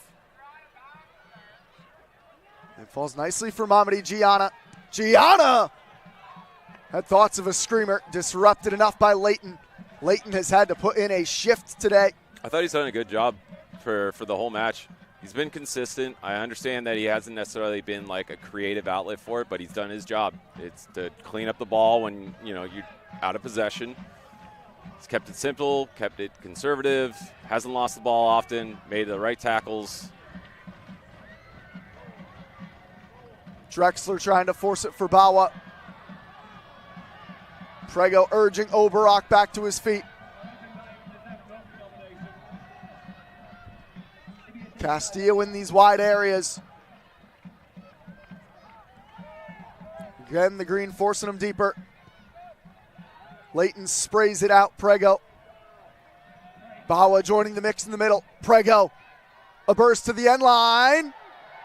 That's going to be a free kick. And Oberock and Prego again having another exchange. These two have not gotten along. A free kick here for the Green in a dangerous spot. Oberock and Prego both already on cards.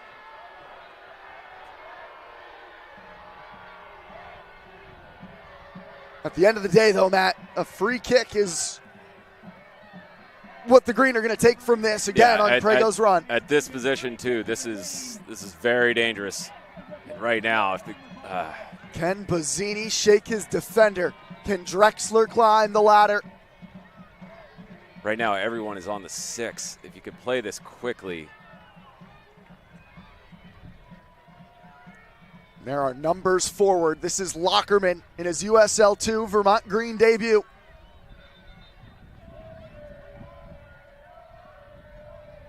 It is packed in like sardines inside the 6-yard box.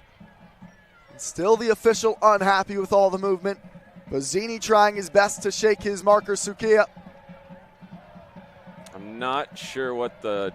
Now Sersosimo saying that goalkeeper Lockerman moving saying. the ball. The center ref has to start focusing on the ball now and not the actual players in the box.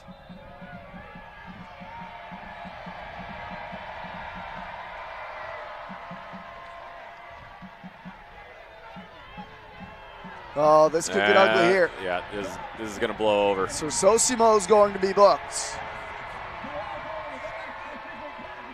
The Green fans are happy, but Western Mass are fine with this. I think they're fine with just... They'll take the cards. They have eaten cards all year. Yeah, eat up the clock. And now the pushing and shoving inside the 6 has restarted. I think the officials just got to get this play underway. Yep. Let it go. Could be the moment of the match, though.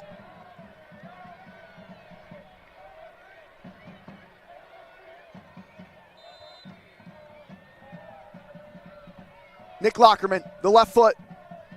Away by Kelly. He's been monstrous. Prego trying to scamper away from Boati, and he prevents any breakaway for the Pioneers. Good decision. Nothing comes of the set piece for the Green, and really about 3 full minutes ticked away in that sequence. We're nearing the 5 minutes required of played extra time. Not that a 0-0 scoreline would be anticlimactic, but it just would be a bit bittersweet. Sure, I agree. It was a defensive display, you know, for the whole match, but that's how it goes sometimes. Gianna. And now a free kick is drawn by Mamadi Gianna. And now this is also a dangerous area for this free kick here.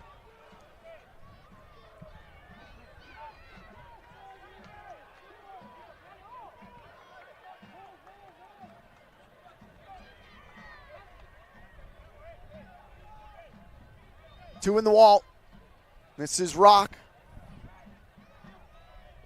A skilled central midfielder who's appeared off the bench. His right foot trying to apply pressure on Montali. And I think this is going to be the last play of the game, Brian. Does Alec Hughes have a moment? It's in his direction. Montali has to scramble. He'll play it. He called it, Matt. There it is. 0-0, the final. A point apiece. They share the spoils from Virtue Field. Not quite what the fans who sold out this packed house came to see today, but a solid performance between two quality teams, I think, is what we'll have to remember from this one. Yeah, I would say, you know, what we've been talking about this entire time, it's been really difficult in the middle of the field for anybody to really control that center of the field. Both teams have done a really good job of making sure that everyone is under pressure the second they touch the ball, so everyone has had to play long. So it's kind of been this, you know, back and forth basketball game a little bit. And at the end, you know, a 0-0 isn't that surprising the way that it played out. A defensive real performance, though, I think, for both these teams. They both allowed 3 goals to Seacoast United in their losses. They're probably walking away very pleased with the performance on the defensive end, right? Yeah, outside of that, I mean, okay, you gave up and we talked about the Seacoast game off air, and it was only like a couple lapses in concentration. It wasn't actually like really a bad defensive display. It wasn't a blowout at any means. It was just, yeah, you switched off a couple times and you lost 3-1, but, you know, that's it. So outside of that, you know, for the season so far, I think that, you know, Vermont has done a really good job defensively in form all throughout the season. Well, Matt, it's back to the road for Vermont Green on Tuesday against the AC Connecticut squad that they thrashed 7-0. The next time the team's here at home, it will be the women's match on a week from today against FC Laval. I know you'll be on the call. I will have to miss that one, but looking forward to being back on with you soon. I know it's split points tonight as the Green go to 5 wins, 1 loss, and 2 draws to 17 points. Western Mass at 5-1-1, 16 points. Looking forward to talking again soon, bud. I know everyone wanted 3 points one way or the other tonight, but I think this was a fun one. Yeah, it was a fun one. It was a good battle, and I enjoyed it. And I think, all right, take the 1 point and then regroup and, take credit in your defensive display and move on and build in from that. This was also one of the marquee matchups from this division, so understand that it wasn't going to be easy in the first place. They take a point tonight, do Vermont Green FC from Western Massachusetts. Benny Prego gets nominated as the man of the match. I think a very well-deserved candidate. Agreed. We had that one spotted. It's a scoreless draw between Vermont Green and Western Massachusetts. Prego the man of the match, and the fans will head on home. Maybe frustrated without the 3 points, but still a great night under beautiful summer skies in Burlington. For Matt Montel and our entire production team, I'm Brian McLaughlin. We'll talk to you next time with more Vermont Green FC soccer.